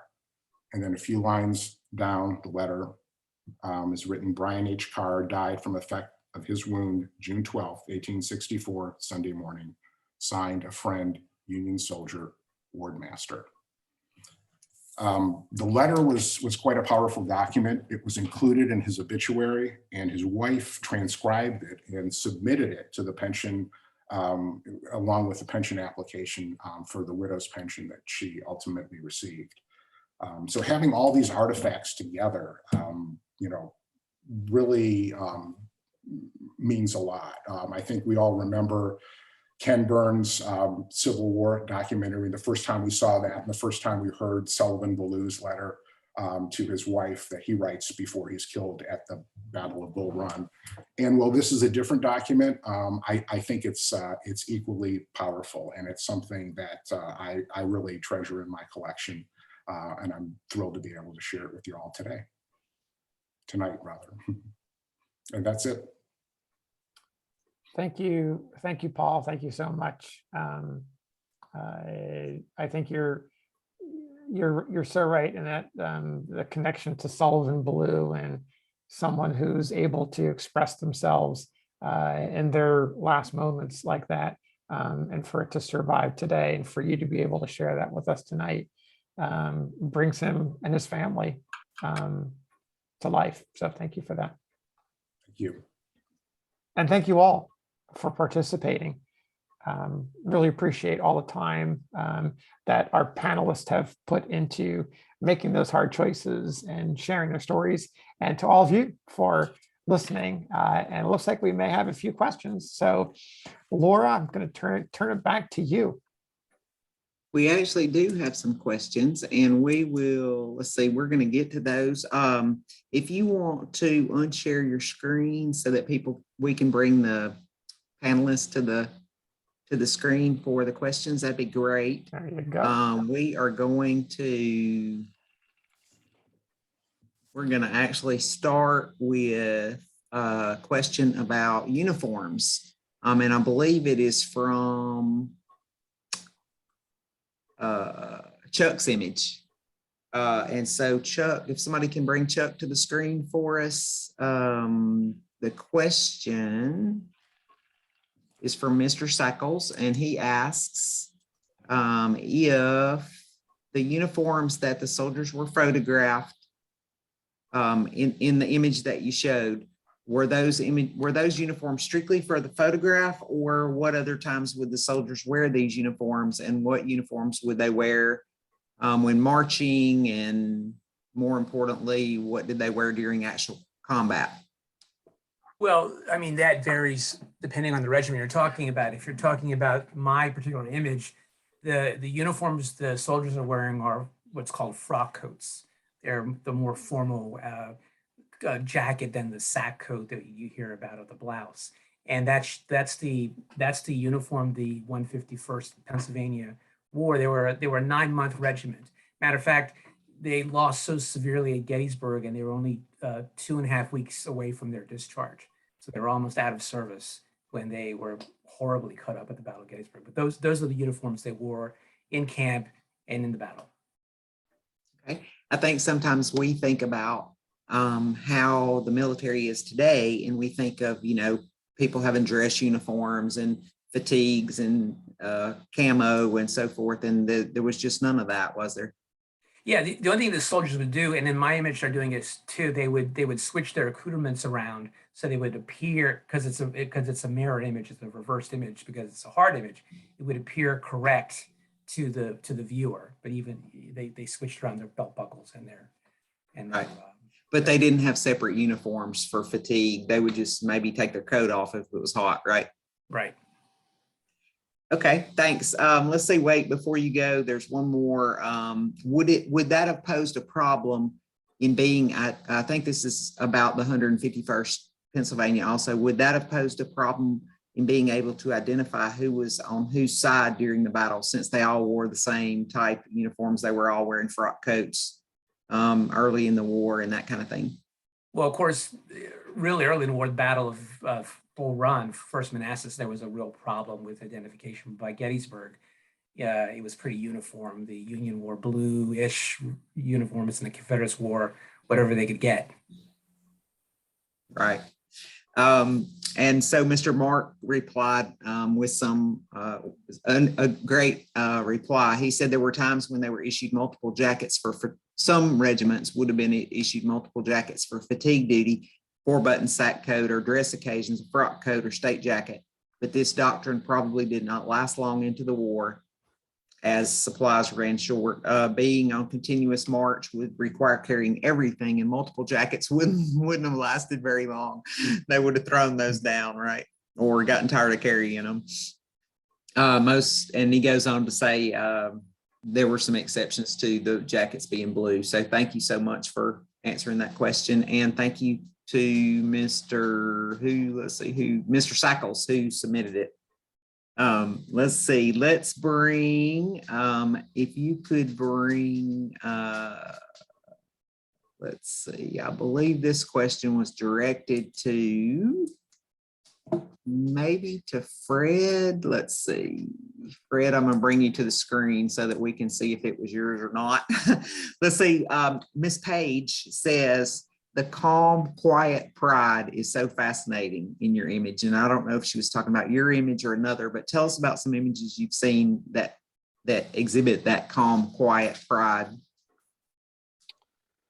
I think all of us who are collectors, sort of always look to the expressions that our soldiers have. And I think maybe even taking a step further when you take that deeper dive, and not just a soldier in front of a camera, but a photographer who poses his subject in a certain way to get a three-dimensional look, to get a certain effect in the image.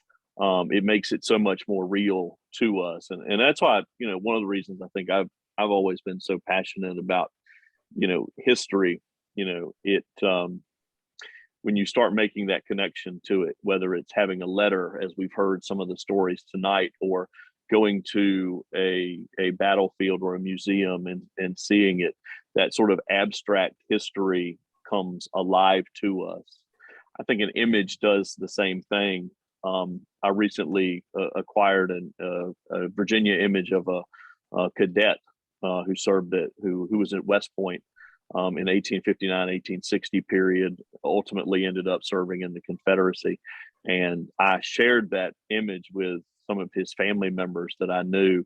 And the comments that I got back were not about the uniform or what he was wearing or anything like that. It was the look in his eyes. It was the youth. It was the sadness. It was he had no idea what he was about to get into just a few months later.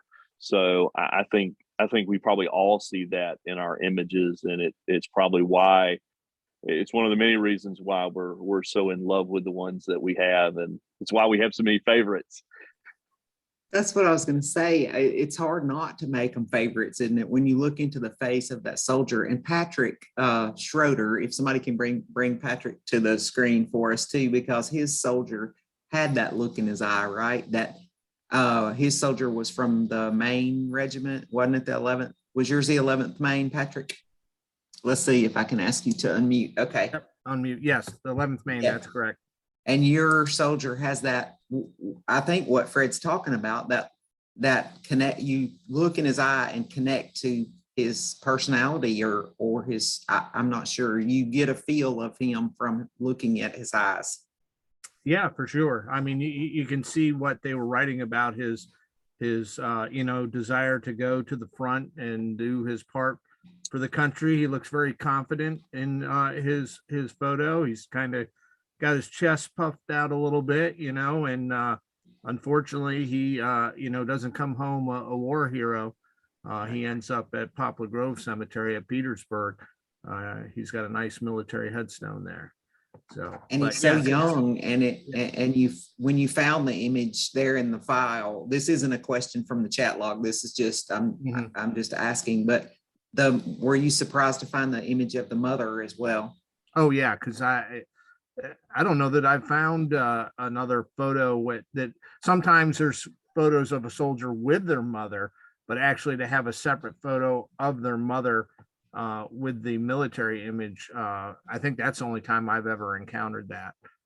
So I think that's pretty unusual. Fantastic. Well, we sure enjoyed seeing it, and thank you so much for bringing it and being with us tonight. Yeah, thank you so much. I'm going to bring, if somebody can bring Elizabeth to the screen. We have a couple of questions about her image.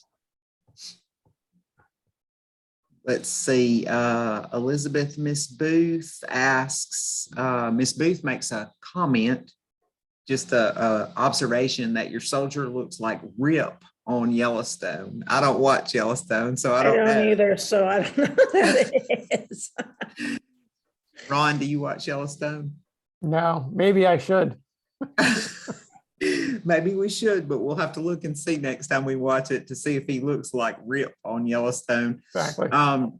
Mr. Gates also said having the letters and mentioning the interest, the couple's interest in the photographs is a wonderful addition to your story about these images, the image that you shared with us. And he finds it interesting that the gentleman used the word picture rather than the more popular and frequent term likeness. Is that something that you've seen before? Yes, I've seen it in diaries and letters where they refer to a picture and not a likeness. As a matter of fact, that most of the written material that I have, I don't see likeness that often. It's photograph or picture. I don't know if likeness is a modern thing that we think they said, but I don't see it very often. It could be. Let's see. And Miss McArdle said, "Oh, my heart." And Miss Booth said, "What a sad story of William and Augusta." People said, "Wow, what a great story. Fantastic. Just a fantastic story. Thank you so much for sharing it." Thanks. And we appreciate you being here tonight. Thanks for letting me. Thanks so much.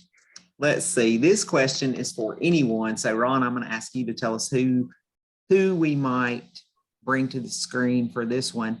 Mr. Bickle asks, if you have an ancestor, you know that they were in the war, but you haven't been able to find an image of that person after extensive personal research, what's the best avenue of approach moving forward? And before we bring anybody to the screen, I think sometimes, again, just like we were talking about the uniforms, you know, the different branches of the military have dress uniforms and fatigues. And I think today we think that there's some kind of system, you know, like they would have taken a picture of every person who was in the unit, and that's just not the case, is it? Unfortunately not. It was not a requirement to have an identification photo, although the idea of using photographs to identify yourself was something that was becoming, there was a connection being made there to use it for those purposes, but it certainly wasn't mature enough in the way that we know it today. So really in its early period. But I think almost any one of our panelists could probably answer this question. So maybe Paul will have a view on this. Take it on mute. You know, it's interesting. I think there's all kinds of avenues you can look to now with the internet, and I think find a grave, ancestry.com. You know, if you're not finding it, and not to say that, you know, there's going to be pictures out there for everybody, but you would be surprised at the stuff that continues to come up. Remember, you know, people had thousands and thousands of, you know, descendants, and so where these things get scattered, things come up. So keep looking and keep using those resources on the internet. Thank you so much. Yeah, I think I might add. And Laura, I can chime in though. Go ahead. So I mean, I know his unit. I know where he's buried. I've searched. I've got the regimental history. I gave a kidney to get the regimental history. It was just I've just never been able to find pretty much any image of other than wide plethora, you know, regimental images. I was like, if there's any way to even like dig deeper into that regimental history. Yeah. That's kind of what I was shooting at. Sometimes I know regimental history, sometimes they'll have photographs in the regimental history or copies of photographs in the regimental history. I do want to, I'll add something to what Paul is saying, and Nate, based on your additional information. It's, I think, important to keep in mind that it's really only been in the last 50, 60 years or so that these images, which are always part of families, these are personal, intimate images. They were not intended to be publicly viewed. I often wonder, what would those folks think if they were here today on Zoom watching us talk about their family photographs, right? It's that kind of situation. So one of the advantages that you might consider is the community of collectors they're preserving and saving these images. So uncounted thousands, probably tens of thousands of images are out there. And so connecting with the community is a great way to begin to find out who is collecting what. For example, we met Kyle tonight talking about the 10th New York Cavalry. Whatever regiment you're interested in, there's probably someone in the photo collecting community that either collects that regiment, is interested in that state, and has a network of folks who might be able to help you. In addition to that, you've got all the auction houses, you've got all the dealers that are out there that are selling images. So getting to know who they are and what their inventory is and reaching out to them to let them know what your needs are. If you take the time to get the word out to the collecting community and to all of those who deal in Civil War photography, you're going to increase your chances that if it's out there, you're going to find it. Hey, so I say, hey, Nick, take a shot. What unit are you looking for, and what's the soldier's name? Yeah. So it had been John Shriver in the 6th Ohio Cavalry. 6th Ohio Cav. There is, I think, at least one fellow that collects 6th Ohio Cav out there. So I'm trying to think of his name. And while you're thinking, I'm thinking Larry Strayer is Mr. Ohio Collector. So Larry might have some ideas as well there. I appreciate your input. It's just one of those family secrets, you know. Yeah, well, I mean, I've been to his grave. It's a semi-family graveyard. So, well, shoot me an email, militaryimages@gmail.com, or find me on Facebook, and I'll get some information to you. I appreciate it. Thank you. Thank you, Laura. Thank you. Thank you, Mr. Schroeder, for chiming in on the collector of the Ohio Cavalry. Yeah, I think the guy's name, I think he collects 13th Ohio, but 6th Ohio was in the same brigade, Kenneth Lawrence. So you might want to see if you can make contact with him. And by the way, they were at That's Ken Appomattox. Lawrence, by the way. That's Ken Lawrence. Yeah. Thanks so much, Mr. Schroeder. I'm gonna remove your spotlight, and we are gonna go to Mr. Jan. And Mr. Gates had a comment about your photo, the daguerreotype that you showed first. He said, Rich, the clarity is striking in that first photo. Best look at a pair of epaulets I've ever seen.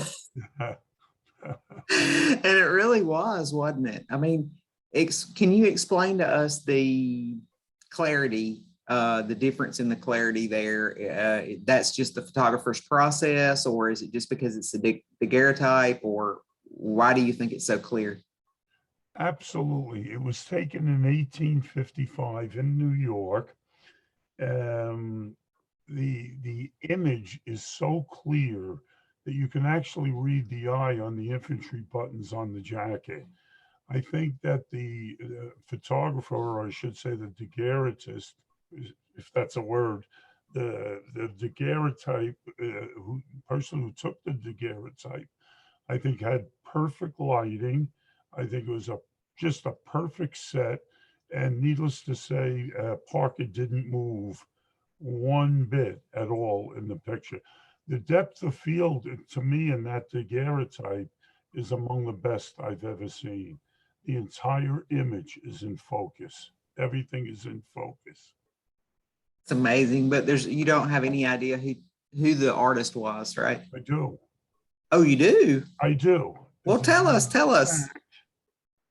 If you want to go on, inquiring minds want to know. My notes.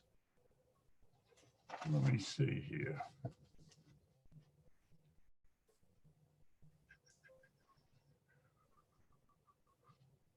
I don't want to hold everybody up here. That's all right. You can keep looking for it, and if you find it, just interrupt us, and we'll leave you spotlighted. I'm going to bring. Let's see. The next question is really a general question. So, Ron, while Mr. Jan's looking for that name of the daguerreotype artist, let's move on. It's another question that's very similar to the other one, where they're asking.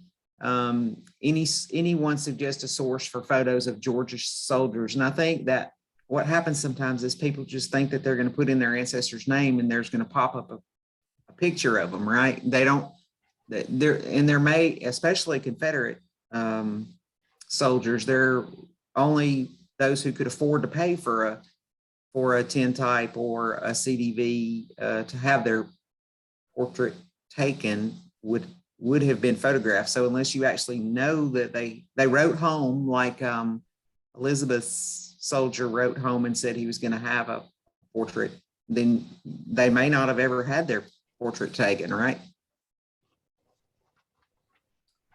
Very possible. My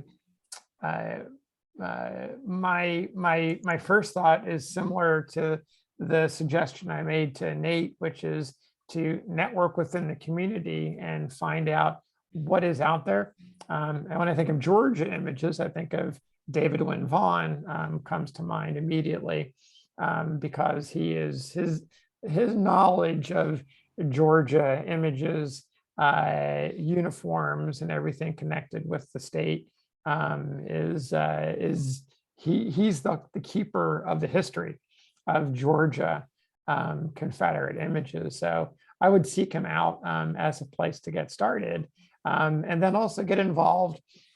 Social media, military images. There's a network of collectors, and I can't emphasize how generous with time and with knowledge everyone is. So if you're willing to put some time into cultivating some friendships and exploring the network,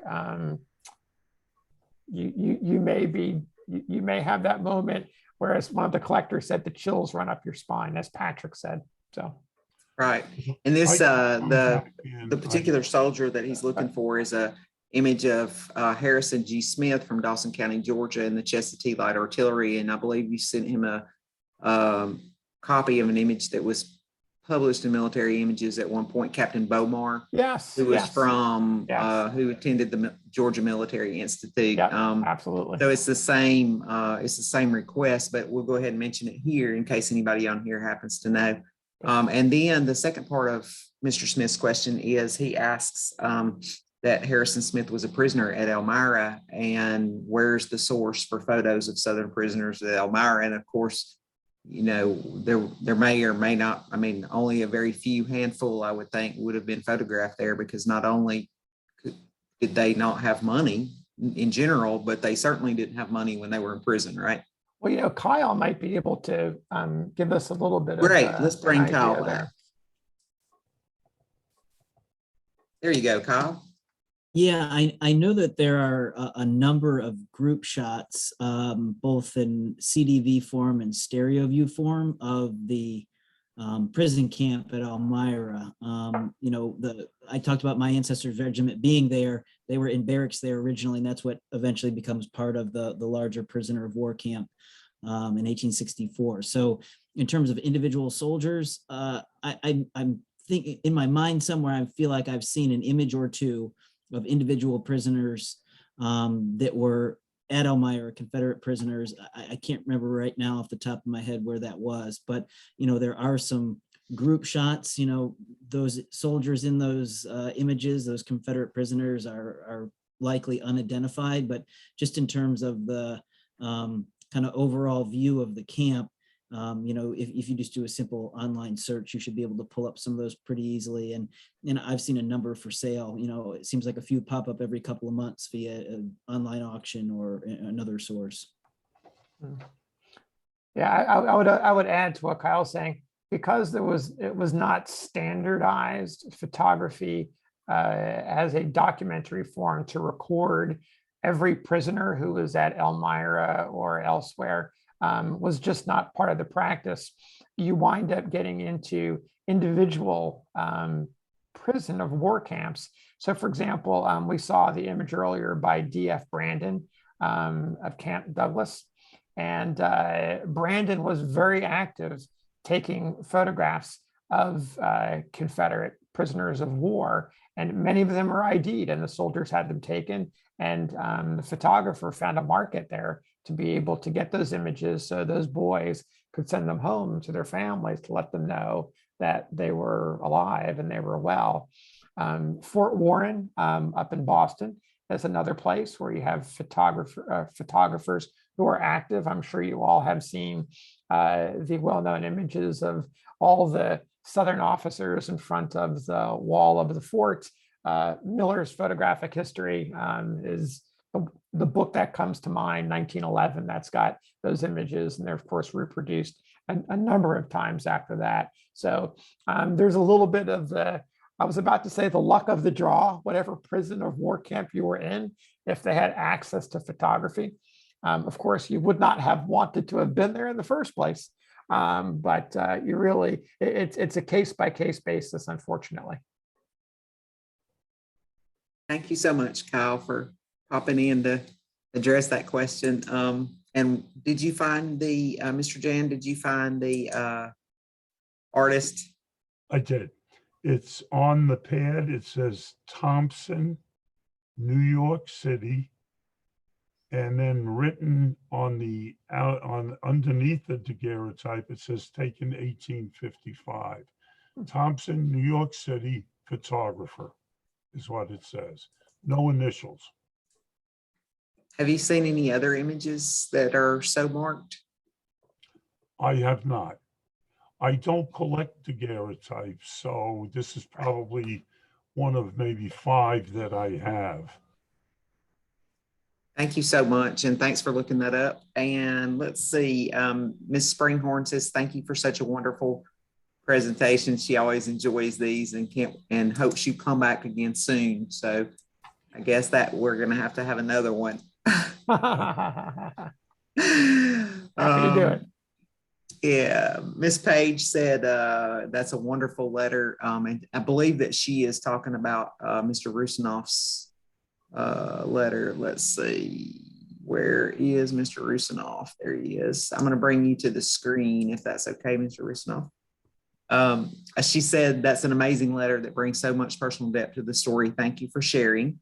And it was great. And behind me, when you were talking, behind me, that is the Confederate artillery in the line between Dole's and Daniel's brigade in the area of Upton's assault. So probably not exactly where the 77th New York was, but probably further that way. Yeah, I've actually visited there, and there's a little monument where they started out, right? And I think the 77th was one of those regiments that was kind of more in the back. They were like the, probably like the 8th or 9th regiment. Yeah. But it's a pretty, and I walked it. It's an interesting walk to kind of see where they attacked. Yeah, I just thought I'd share that because that's where it is. It's kind of a coincidence, I guess. Let's see. Mr. Gates said the letter's wonderful and a wonderful addition to his life story and makes the photo come to life. Well done, and thank you for sharing. So thank you so much for being here tonight. And let's see who else we have. Amazing presentation. Thanks to the panelists. Let's see. This is what was Austin's image? That was for Austin's image. Let's see. I wonder what she was asking. I think that was an earlier comment on a question. Okay. Thank you for the presentation. Interesting that all the store image tonight were of Union soldiers. It is kind of interesting that everybody chose a Union image tonight. There are collectors. Some folks collect both Union and Confederate image. Some collect one or the other. Some collect specific regiments. What else do people collect, Ron? I mean, how else do they divide their interest? Particular, I have seen everything from individuals who collect particular Army Corps, particular armies, particular regions, a collector of nurses. So it really, it's not something that is set in stone. It's really what moves you to be able to collect. So it's wide open. And then there's folks like me that really, I'm interested in so many different aspects of it. I'm hard to pin down, and picking a fave would be just incredibly impossible. Absolutely. And doesn't Mr. Joyce collect Gettysburg related images, right? People who were wounded and killed. That's Chuck. His focus is on that. Pretty cool. And some people collect images of armed soldiers, specific types of arms. The late collector Mike McAfee, he was very interested in uniforms, and so particularly unique aspects of uniforms was his focus. So it depends on how you want to connect through individuals from that time period, and so it's all over the place. Oh, and Diane just pointed out to me that Fred's image was a Confederate. Remember, it was North Carolinian, right? Yes, that was the first one. Mhm. So there you are. Here's a question for you, or you can tell me who to bring to the screen. The online forum that's purely designed for the collector and historian to network, where do people go to post inquiries and others who may have a connection or personal interest that can lend a hand? Where do people go? And I know Faces pages on Facebook. Where else can people go? Anybody want to jump in on that one?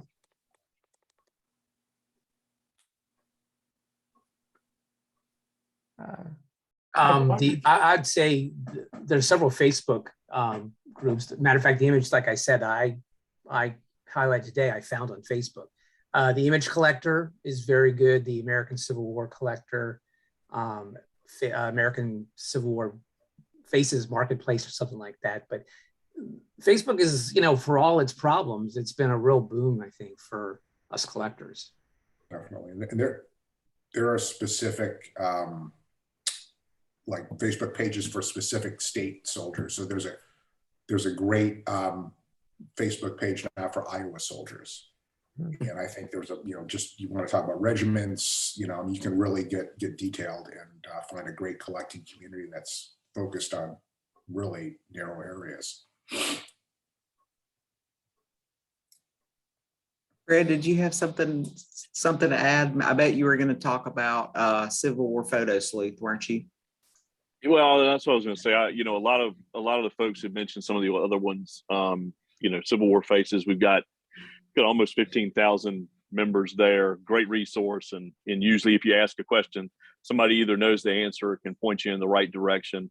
They mentioned the Image Collector, all the individual pages, north and south, where they focus on the soldiers from that state. Of course, I've got one. We've got one set up just for North Carolina soldiers with a complimentary website. And then the only other one I was thinking of was what you just said, Civil War Photo Sleuth, which is a great resource for sort of all of these. If you've got an image that's unidentified or you're looking for an image, Kurt Luther and his team there at Virginia Tech have just done a phenomenal job with their website. So, come on to social media, whatever your passion is, whether it's Civil War images or daguerreotypes or whatever the case may be, you are going to find a home, for your interests. And it, everybody comes for a different reason, whether it's, they like the aesthetics, they're in it for the family research, like we've heard tonight.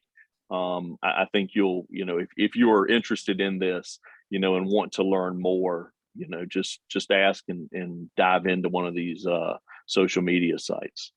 Yeah, and Brett Swinefirth said there's a great Facebook page for the Invalid Corps, which I haven't seen, but I have been on Michael Houston's page. He has Iowa images, a lot of Iowa images, and it's great. Once you start following some of those pages, they'll show up in your feed every day. Thanks so much, Fred. All right, it looks like that is about all of our questions that we have. So before you guys leave, don't leave, because you want to know what's coming up next, and we want to show you what is coming up next. But first, we want to thank our panelists and also Mr. Coddington for being with us tonight. We cannot thank you enough. We enjoyed seeing your images. We thank you for answering the questions. Thanks to everyone who submitted questions. And Mr. Coddington, thank you so much for being back with us to make the presentation possible tonight. We appreciate it so much. And we appreciate your friendship and your willingness to help us get these organized and recruit the collectors and set up the format and all the hard work that goes with it. We just appreciate it so much and enjoy these immensely. And I hope that you guys enjoyed being here tonight. It was great. Good. As I say, All right. thank you so much. Civil War Talk is fantastic. You've been great partners. I love working with you. So thank you so much. Thank you. Thanks for being here tonight. And of course, Military Images is America's only magazine dedicated solely to the study of portrait photographs of Civil War soldiers. Established in 1979, its mission is to showcase, interpret, and preserve these images. I'm a subscriber myself, and I hope that you will be too. If you aren't already a subscriber, or if your subscription might have been lapsed, you can go easily to the website shopmilitaryimages.com, and you can renew your subscription or start a new subscription. And it's super easy. You can do it right there on the website. And I understand that there's a lifetime subscription available for a very small fee. But you can actually just add on more years, right? You can just click a year. Contact me. I'll make you a special deal. Right. For the lifetime subscription.